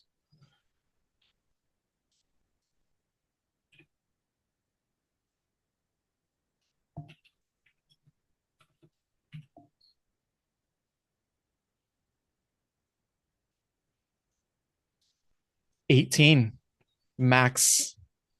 Wow, 18. Very Dice nice. roller is giving us an unreal impression of how well we should be doing. What does this look like? Is it still up? Is it like past morale threshold, or? Oh, it's definitely nowhere near its morale threshold. What? In that case, then yeah, I think we just see a bolt, a quarrel come out of the between 2 branches. And if mechanically speaking, it has grabbed the grail bag, then it still holds on to it. But I think like the quarrel like goes through its forearm. Oh, I love that. Yeah. And now it just has a crossbow bolt just sticking fully through its forearm. Mm-hmm. Absolutely. Goes fully through its forearm. It snarls out and gives this sort of like wolfish, like barking, howling sort of like wince, going to one knee for a moment. You see those reflective eyes staring at you. You can almost feel like the anger boiling off of it in surges. And is that your entire turn? That is all 3 of my actions, yes. Then the stalking beast goes again. It looks after you. It snarls. It just bolts off into the darkness of the woods with fervent speed. It is just moving. It's moving twice basically. And with Elias and Torben both having broken limbs, could not be able to follow this thing, and it just takes off with the grail into the darkness of night. Elias, your companions aren't moving.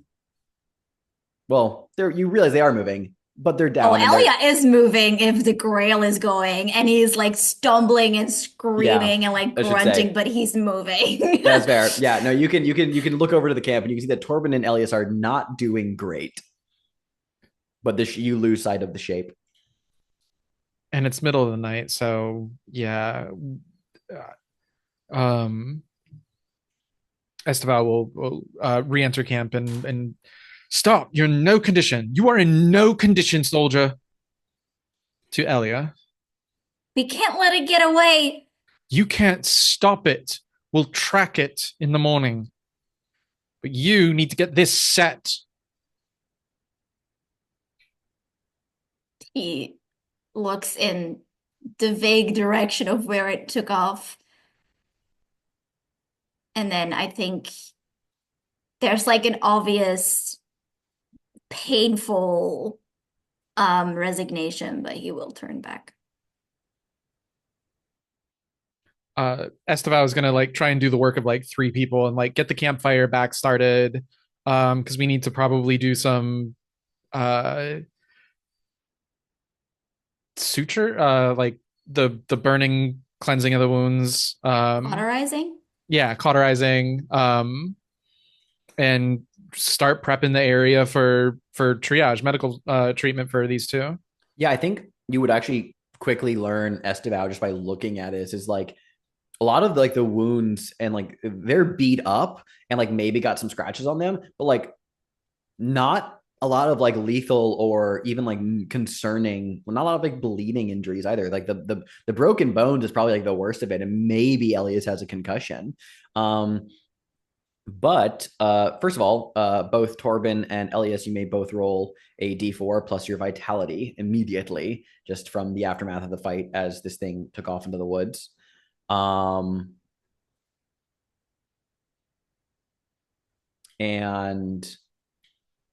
Estevao, you may attempt a difficulty 12 healing test on Elias and Torben. Do one for each to see if you can triage their broken limbs.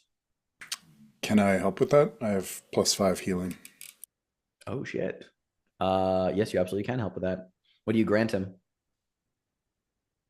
Let's go with a reroll. Okay, so you get a reroll on this, Estevao. Let me check because I think I can also help. Nice. You do have +2. Healing. Yep, you do. I do have a +2. Cool. You got a reroll, then I'll give you advantage. All right, go ahead and roll for first one, and will be for Elias. This is Healing. Intellect plus healing. Sure, if you think intellect is the one that applies here, yeah. I don't think. Yeah, I don't think this is actually honestly like battlefield triage. So it's probably not like a speedy kind of healing. So I think intellect makes the most sense. Cool. So it is +6. This is first one's going to be Torben helping Elia. So this is the reroll.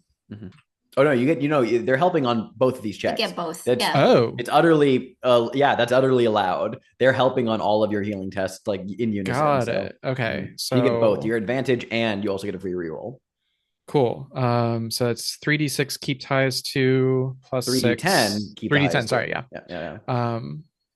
Get some crits, boy. That is a crit. Nice. The 14 plus 6, 20 for for Elias. Great, Elias. And for that broken limb, it is if effectively tended to, it will no longer be an immediate concern for you in the sake of combat, but it's probably not very comfortable.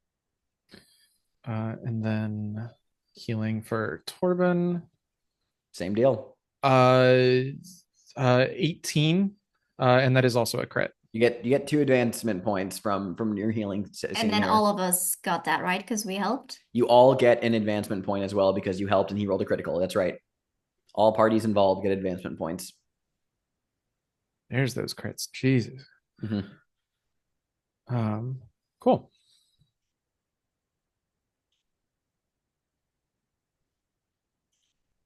So we get that many vitality points back, or health no. points? You that unchecked your broken limb condition. You roll a d4 and add your vitality to it. That's how many stamina points you immediately regain after the fight. Got it. Yeah. Also, don't forget your salves. That's true. You do have salves. Each of you has a salve if you want to use it, or you can hold on to it. They could also be healing potions too. It's narratively that they are what you need them to be.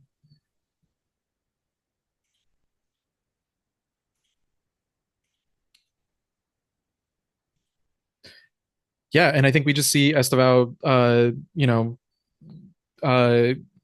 I think even without like them mechanically using the salves, I think he is using some of this like tincture that he's created, but also much more mundane healing as well, setting bones and uh uh at one point he like takes Elia and like holds Elia's eyes a little open and just like stares deeply into them, like checking for a concussion.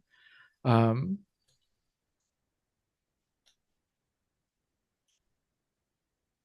and then we'll rejoin them at the end of all that, I suppose. I think this whole time Torben's been just muttering in Danish, just like he's rattled. Yeah, I think Elia is having a full-blown panic slash PTSD attack here. Like he's like, I did it again. I messed up again. I lost a grail. I lost a fucking grail. I let my family burn and I lost a grail and God is striking me down. Like I don't think that he's saying that, but you can all see that he's just like fully out of it. Yeah, Like, Esteban. I think when you look in his eyes are just like hyper vigilance. They're like going everywhere.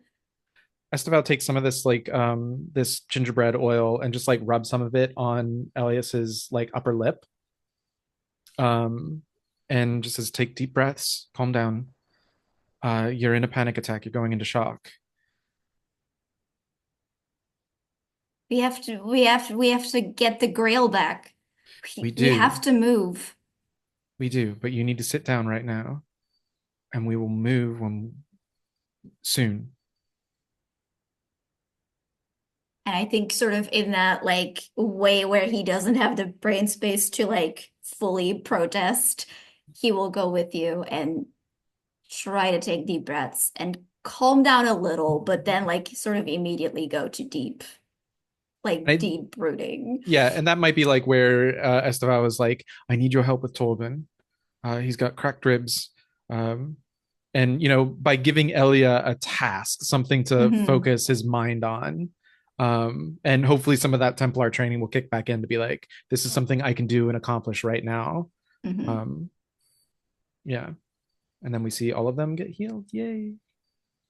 I think before Torben gets healed, I think he's walking around wide-eyed, and he's like not punching, but he's smacking himself in the ribs, the broken ribs,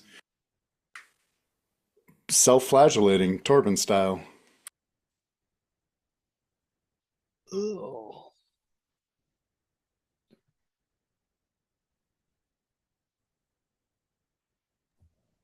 Yeah, I think after a moment of that, having been given that task by Esteval, I think Elia will say, Torben, Esteval needs you to sit down. He'll kind of, I think for a second, you think Torben might attack you before he kind of takes some shaky breaths and looking incredibly unhappy about it, he will sit down and refrain from hurting himself. Esteval will check in for concussion as well. Again, like looking for dilated pupils or uh asking a couple basic questions, typical healer stuff. But when they're all kind of like patched up, uh that's when he'll stand back up and uh try and track this thing. Go ahead and give me a hunting test, probably with intellect, but if you have a different idea, that's fine. This is challenging, which I believe is a 21. Double checking this for you. Boy, and neither of you can help me as this one. Yeah, no, sorry, it's an 18. Yeah, challenging. It's 18. Boy, cool. Intellect plus hunt. Uh, I there's mean, no. Torben could do it and succeed with the vision. Torben could do that. I could also help one of you guys with the roll as well, if we think advantage is better than just my raw dice. But I've got a +6 with the sum total.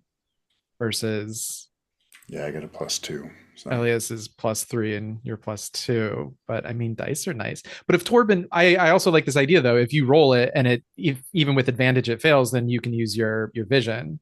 So why don't we do that? Why don't I give you advantage on this roll, help you out, and yeah, if it misses, then we rely on the vision. Sound good? yep. Cool. All right, so it's 2d10, and I'll take advantage.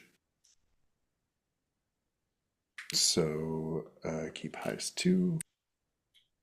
Let's do it. 14. 14 is not enough. You Yeah. do see some tracks deep, larger than a human footprint, massive and wolf-like with claws as long as knives, that darted off from the camp, but you quickly lose them between the dark and perhaps it even leapt up into the trees at one point. You find yourself unable to track it this night. Well, luckily, I had a vision Luckily you of did. where Yep. this might go. And Mhm. as we're walking through the woods, parts of it, they're familiar in a way that Torben can't immediately place until he realizes that the runes that he was following in that dream, that he saw a vision of himself following, it is the trail he needs to walk now. And It so is. he'll turn to the others and say, "Trust me, follow me. I know where it went." As you begin, all of you are following Torben? Yeah. As you start moving through the dark forest, it's like memories that don't belong to you, because this dreamy sort of recollection that feels intuitive. The moon overhead providing just enough light to see by. And this is not interrupting you knowing the way, but it is a thing that you do that you will encounter. Is you hear a branch snap from the forest floor nearby, and the stillness that follows, the tension. There's a figure in the woods approaching, but very quickly their size is nowhere near large enough to be the stalking beast that attacked you. You see a woman walking out of the woods holding a hunting bow in her hands. She looks to be a local, perhaps like a woodswoman, dressed in hunter's garb, has a bow. She's approaching you quite cautiously, but there's almost like a determination underlying that. And she like had like one arrow knocked and the string slightly pulled back, but seeing the three of you, she just like slackens on it a little bit, and she says, "You're not my quarry at all." Puts the doesn't take the arrow out of the out of it, but is no longer like pulling it taut, and says, "What are the three of you doing out here?"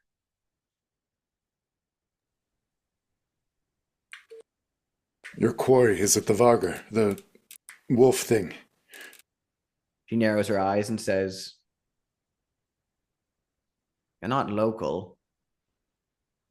I'm the one who's going after the bounty." "Take the goddamn bounty. I want its head." "Oh, well, glad to see that you're reasonable, folks." She's like lowering the bow like a little bit more. She says,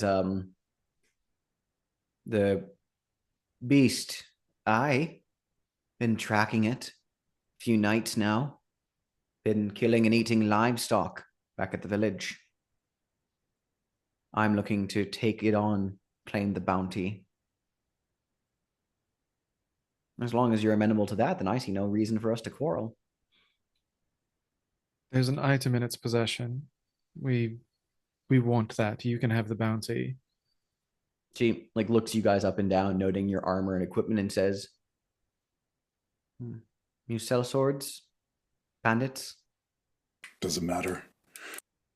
"Well, I suppose not. You're offering to help me then?" "You can help us." Well, been around the block a bit longer than you, Sonny. I can try, but maybe I can give you an edge where you fail. How good are you with that bow? Good enough. I'm the local woodswoman. Done a fair amount of hunting in my time. Do you have a name? She just smiles at you as if to say that was like, oh boy, it finally someone asked me my name. She just says, Annalise.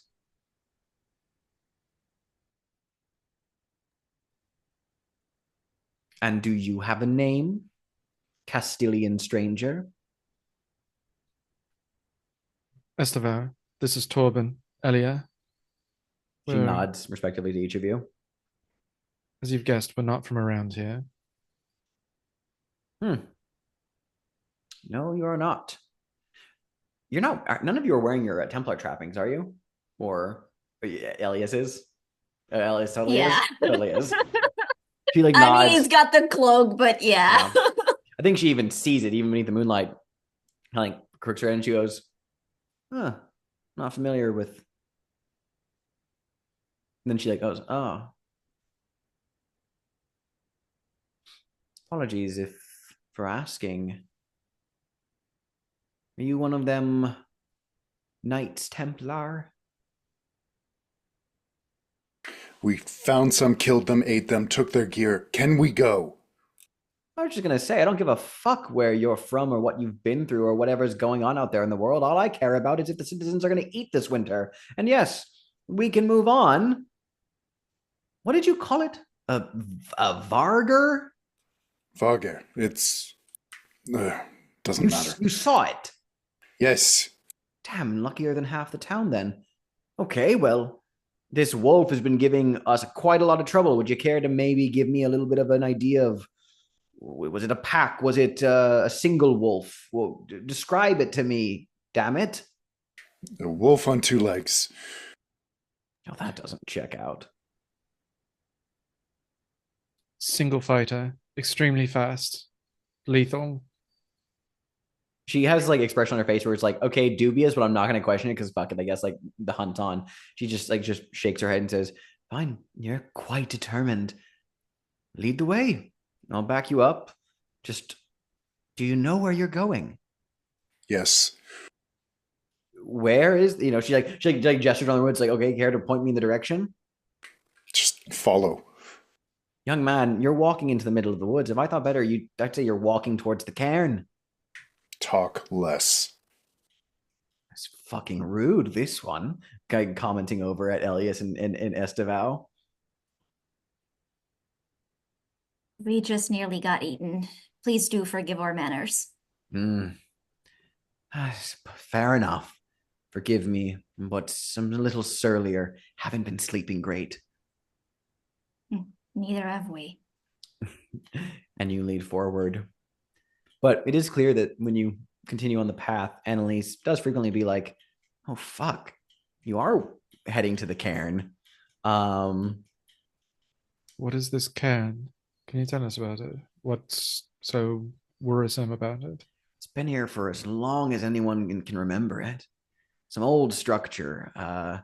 Heard that it was built to bury the chieftain of some tribe that claimed these woods their home centuries ago. A lot of superstition around it. We try to avoid it. A lot of us, only the youngins, try to make games of running out there, but more often than not, they fail to find it. It's deep in the woods. It's this, you know what a cairn is? It's a big old mound constructed. I guess, well, fuck it. If we're going there, you're going to see it. But she kind of like calls forward to like the front of the party. Might I advise, if this is where we're going to, we proceed with great caution and stealth, lest we alarm this beast to our presence. You sound like you're felling trees with each step, damn it.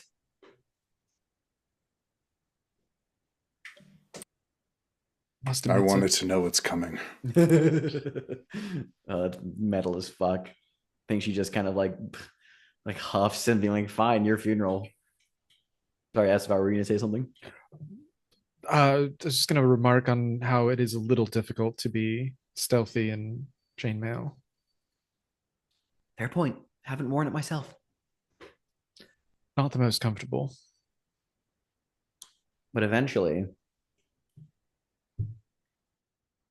the trees open up, revealing a massive mound of dirt, lumber, and stone, crafted into an oblong, grass-roofed hut, half buried in the earth.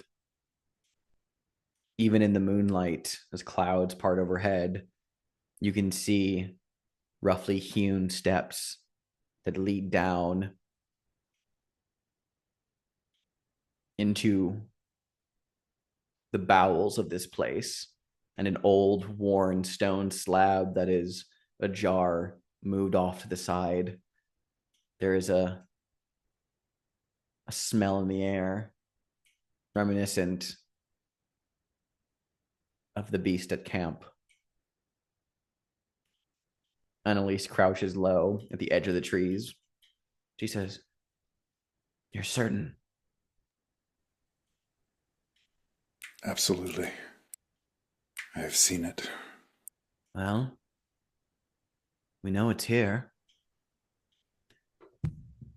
You said this thing is responsible for how rough the pair of you look?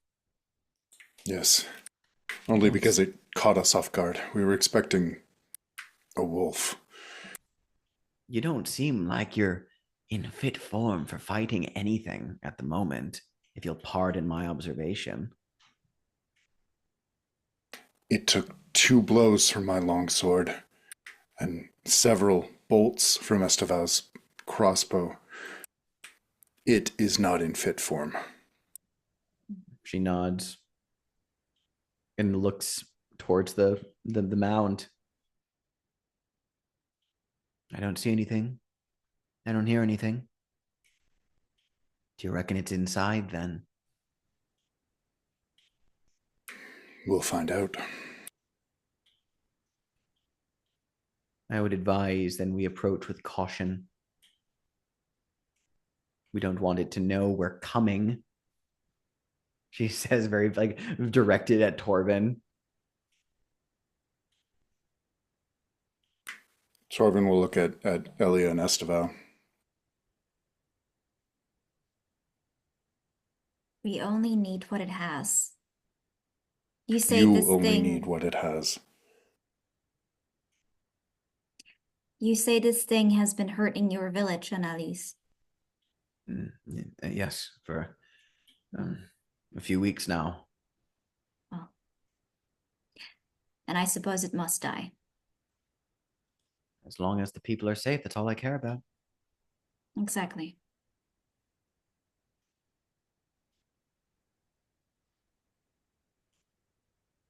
Perhaps we can go about this the smart way. We have 2 archers.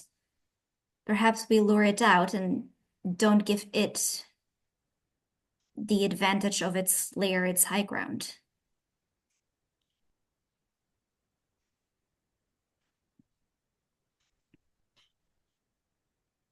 Sounds like a solid plan, but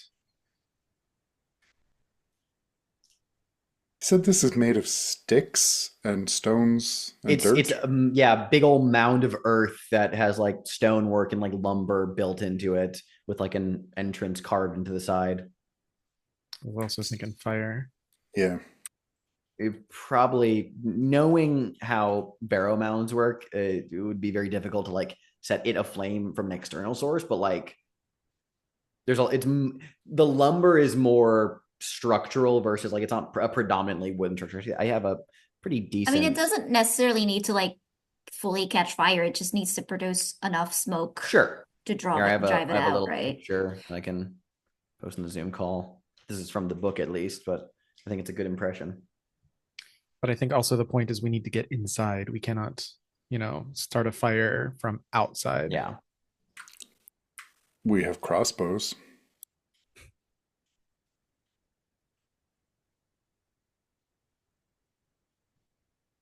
All the same, all this discussion is great, but you won't have a good idea of if those tactics are viable unless you are much closer to to the cairn and able to actually peer in to survey your options better. And Annalise is advising caution on that front, but you don't have to heed her warning. Though I will say, trying to not be detected by the beast is a stealth check with a difficulty of 24. Good And God. if that roll is failed, it will ambush you again. Yeah, that's why I'm thinking we lure it out because we are probably smart enough to know that that's not gonna work. So that's why I was trying to get a plan to like get it to go to us. So we at least know that it will be coming. Yeah, I'm wondering what advantage stealth would give us, because if Esteval, I think, is the only one who even has a far shot of making that. But then to put Esteval into like a 1v1 situation, even with a sneak attack on it. Because that'll only last you one attack, because then it will know where you are. Yeah. I think Annalise will even float, and this is, I'm not putting my thumb on the scale here, I'm just giving an option. She does say, well, we have tracked it. If you are uncertain how to proceed, sounds like you wounded it. You're welcome to come back to my camp. Perhaps we can rest and prepare. Surely we've cornered it to its den. I doubt it will slip out. It can always come back. Torben's gonna say whatever Danish for fuck that is. Okay, yeah, sure. Yeah, I love it. Yeah. She just shrugs as if she gets the intent, even though she doesn't understand your word. She's like, all right, cool. I'm game for whatever. I feel like these are the only Danish words that Elia and Esteban know. Because they picked up, you said it enough by now. They've heard them so often, they know what that means. Intuitive, you've intuited that they mean fuck this. Now, that said, the most important thing is the cup. So I think Esteval is going to volunteer to try sneaking into the place and at least extract the cup. And at that point, if it wakes up and it attacks him, he's also the one who hasn't been beat to hell, and he can fighting retreat back to everybody else, or we can try and, overwhelm it with numbers. But if he gets the cup and gets out, then we have the cup. And I know Torben wants to kill it. We can still do that. But the important thing's the cup.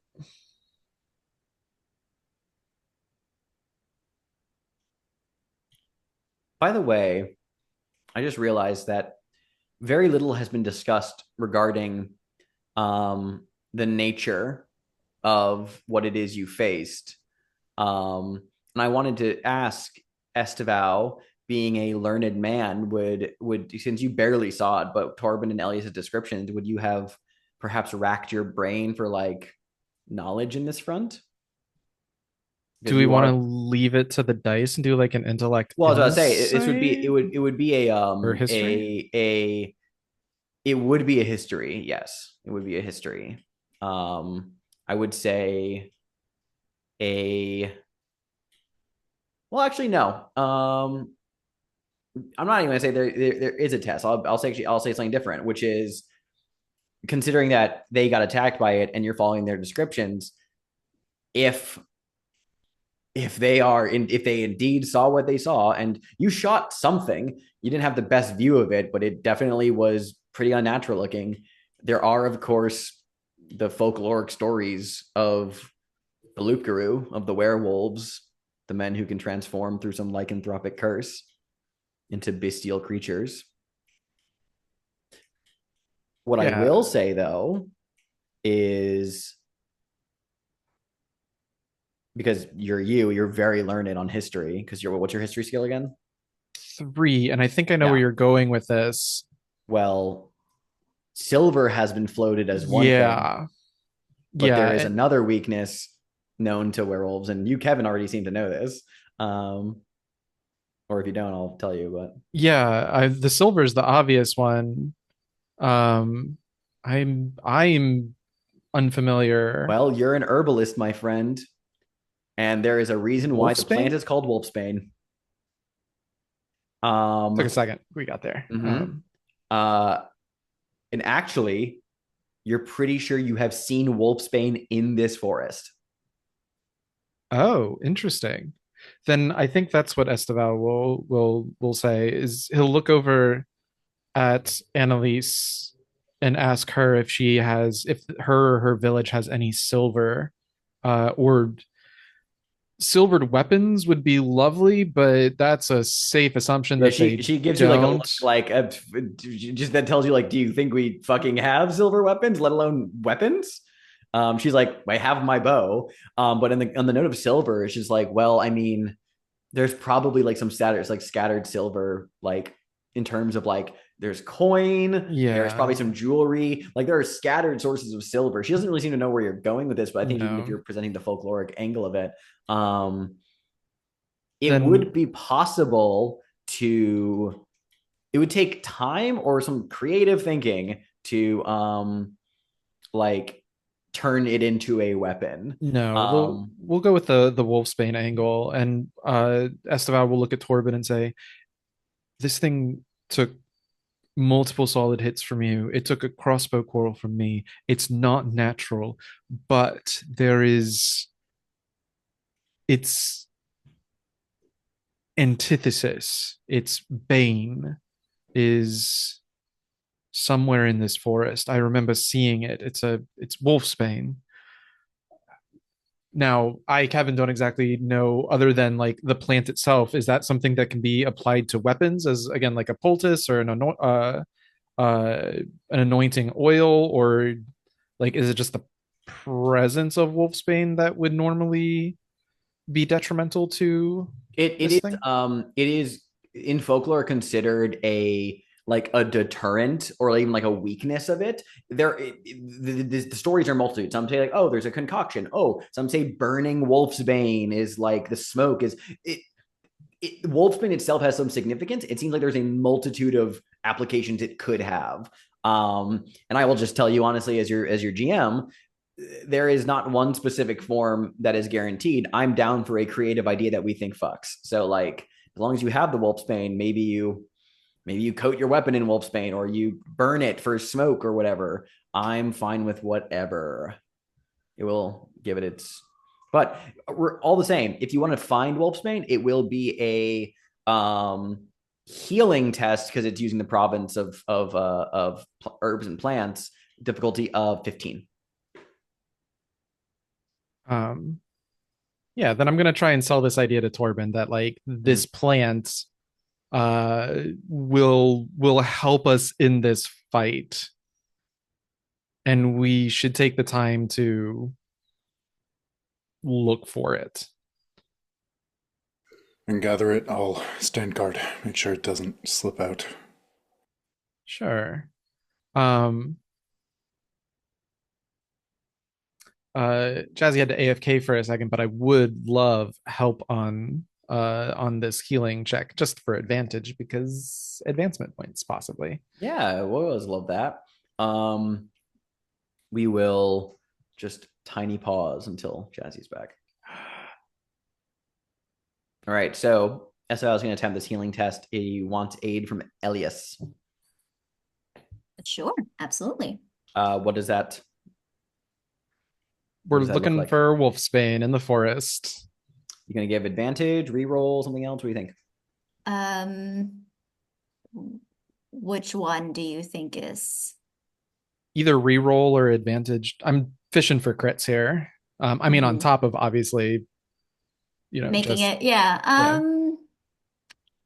I'll give advantage. I think advantage is pretty nice for crits. Sure. Two highest, 3d10. Intellect plus healing? Or quickness plus healing? I feel like intellect makes sense. I mean, if you say it's faith plus healing, I'm gonna No, I think it's virtually intellect. strangle Jazzy. No, I think it's intellect. Fantastic. So that's plus 6. 3d6, two highest, plus 6. Oh no! It's a crit, but it's The good news is it's a crit. So yeah, the highest combination of numbers is 10. You will not find any wolfsbane in this vicinity.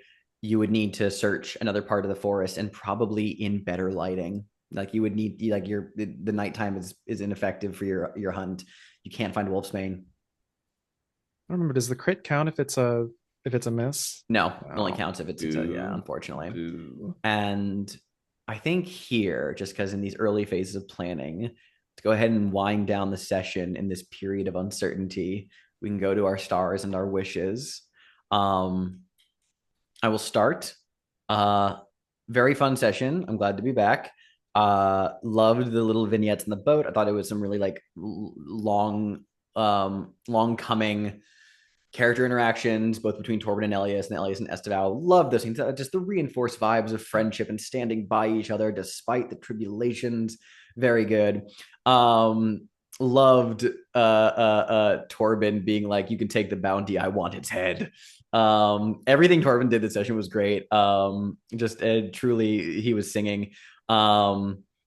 Elias getting his bell rung and the cup taken, and then having like an immediate like low point of being like, oh my god, I fucked up. Such a great little character moment, because like all of like the bravado, the pomp, and the circumstance immediately fell away, because he was just like, oh fuck, this is on me. It's not like a gallant like, aha, fell beast. I was like, no, it was like there was a desperation there. That was great to watch. And then I feel like Esteval also really shined this session, particularly around like interactions with the sailors, but then also, you know, in the exploration of doing the herbalism stuff and like healing his allies. I just overall, like, we got some really good dynamic scenes, and there was a good momentum to just be like making like tangible progress. I had been planning to, like, it's like, okay, if you guys travel to the forest, I am dropping this adventure into your laps, because this is from one of the books. The adventure is called The Wolf's Cairn. And I was like, well, I'm going to just drop that on them. I'm glad I did, because this was very fun. It's a fun little side quest. You guys said we want something supernatural. And I'm like, let me just hit you over the fucking head with it. And yeah, no, I'm having a fun time with this. Yeah, it's a fucking werewolf. Obviously, it's a fucking werewolf. Although I am amused though, because the book is like, if you're playing a mundane campaign, it's just a really big wolf. It's just like, it's like, you know, you don't describe it as anything supernatural. It's just a fucking gnarly wolf that attacks you guys. But but I'm very much of the thing where it's like, no, this is a fucking werewolf adventure, and we're doing that. Yeah, exactly. But no, that was just fun. My wishes, I don't want you guys to die, but also that'd be fucking scary if that happened. I'm looking forward to you guys actually also making more progress closer to Navarre. Like I said, I have more supernatural, like mystical related stuff that's happening. I hinted at some of it with the visions. Particularly, I mentioned things regarding Elias and Esteval that are hints of things I have like possibly planned. I also want Elias to drink from the Grail, provided you guys get it back. Because let's just say that Elias might be able to do so now safely. Because it required a minimum of faith of 4. But yes, that's me.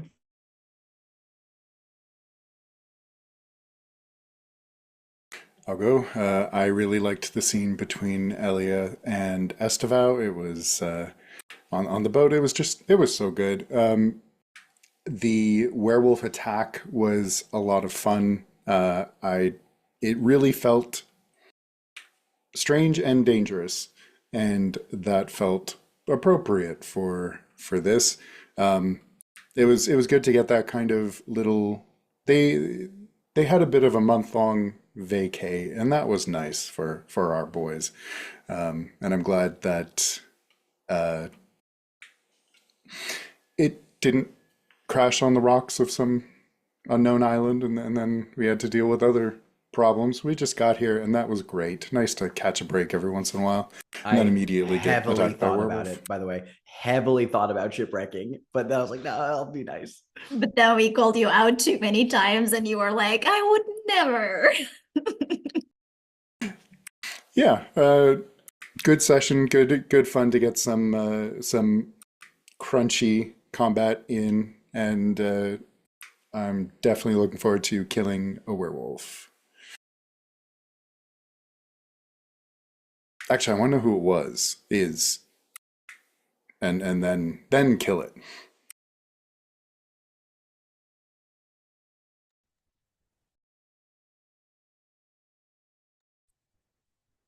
Incredible. Um, we both unmuted at the same time and unmuted again at the same time. Incredible. Yeah, stars. I mean, echoing everything that's been said.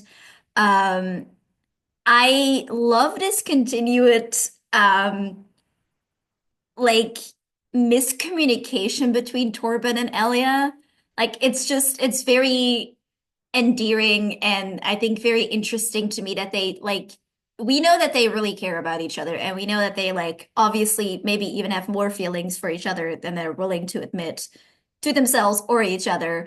But it's so funny to me that like Torben wanted to go pray alone and wanted to sort of have this moment. And Elliot's just like, oh, we're having such a bonding moment. Oh, look at us being besties. And Elia being totally like, no, I'm giving you the clothes because I'm showing you that I care more about you. And I don't think that you're getting it, but I can't tell you. And just very funny scenes of them just not quite talking about the same thing. And I thought like that really shined the session. It was very amusing to me and very interesting to engage with.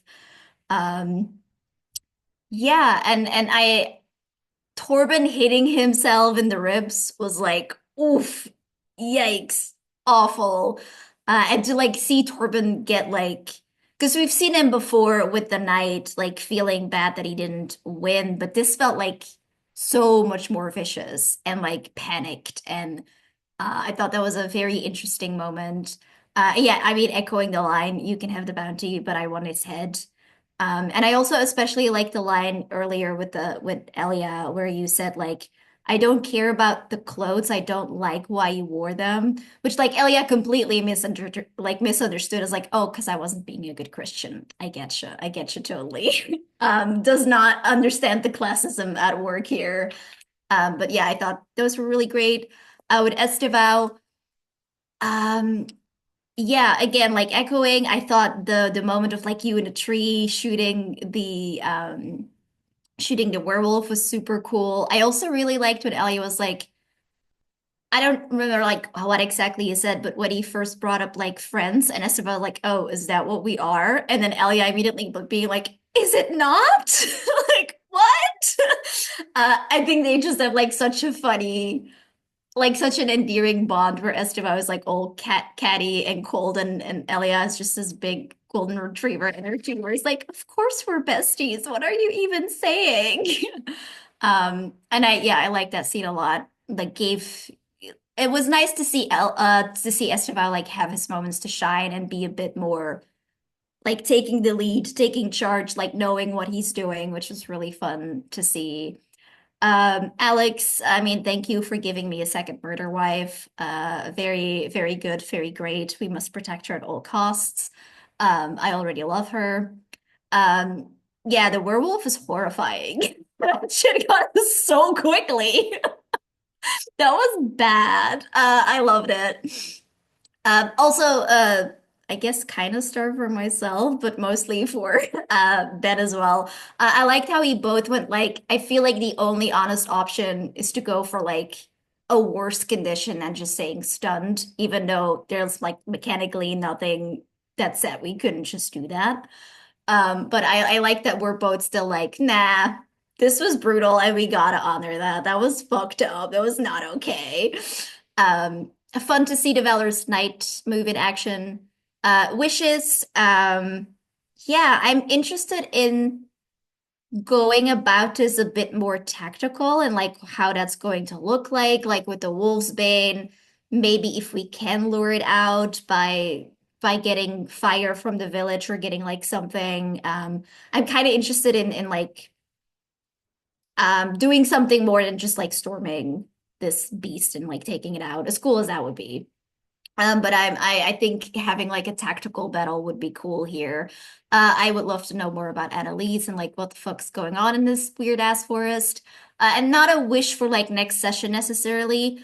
But at some point I would love to maybe be in civilization that doesn't like actively want to hunt us because I have like very high inspire and persuade, and I feel like I haven't really had a chance to use that much because we're usually like talking to people who don't, which like is fair, but like I would love a chance to kind of see Elia maybe in like that role where he has a bit of opportunity to show what he's good at, which is I think like interacting with people in a The way. easiest way is for him to take off the fucking Templar tabard. He No, will not. He's not but you gonna are do in that.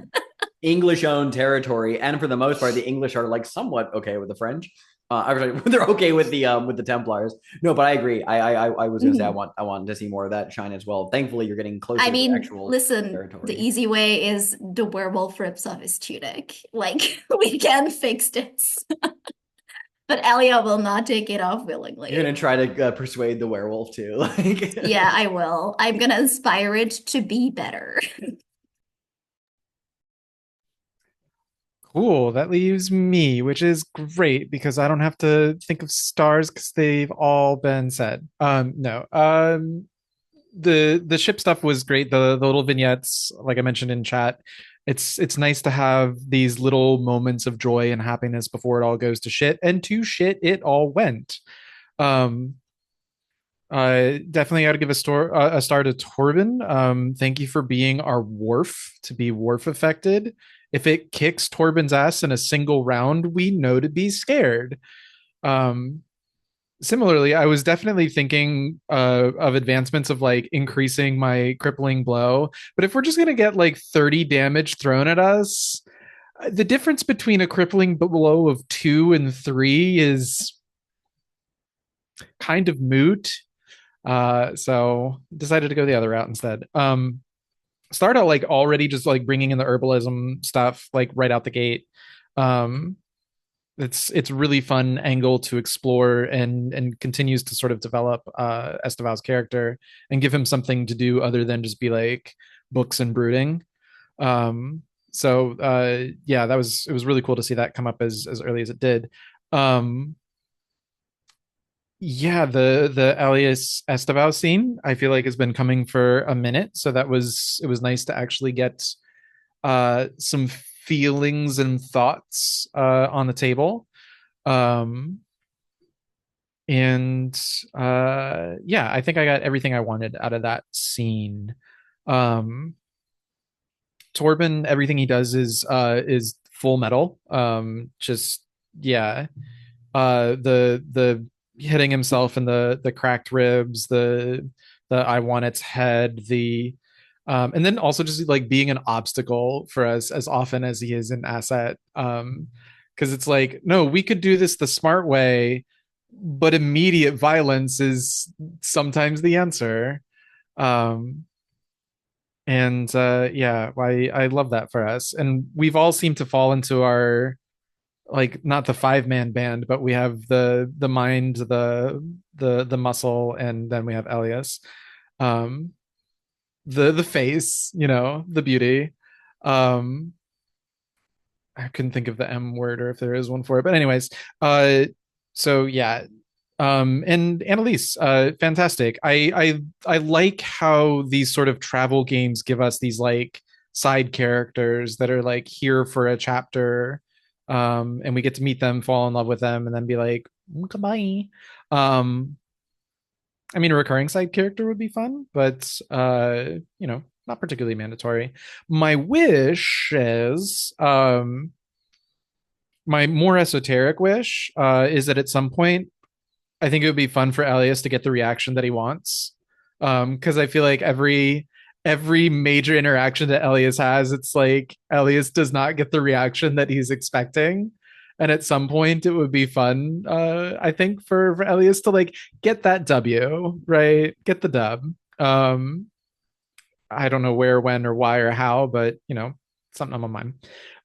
My I think more actionable wish, to sort of bring back a wish that I had earlier and just kind of like keep it in the space, um, is to have that sort of like pastoral sequence where the Templars get to like chop wood and help out with raising lambs and ranching, don't want to linger in that space for long, but here we have a village huntswoman, which assumedly means there's a pastoral village somewhere here. Might be fun to have the Avengers Age of Ultron, like, let's go and not be heroes and just do mundane things for a minute. And if for only that we see why each of the Templars decides to not ultimately choose that life. But yeah, think those are my thoughts, and I'll leave it there. Right on. Thank you. Any additional stars or wishes? Then I'll see you guys next time.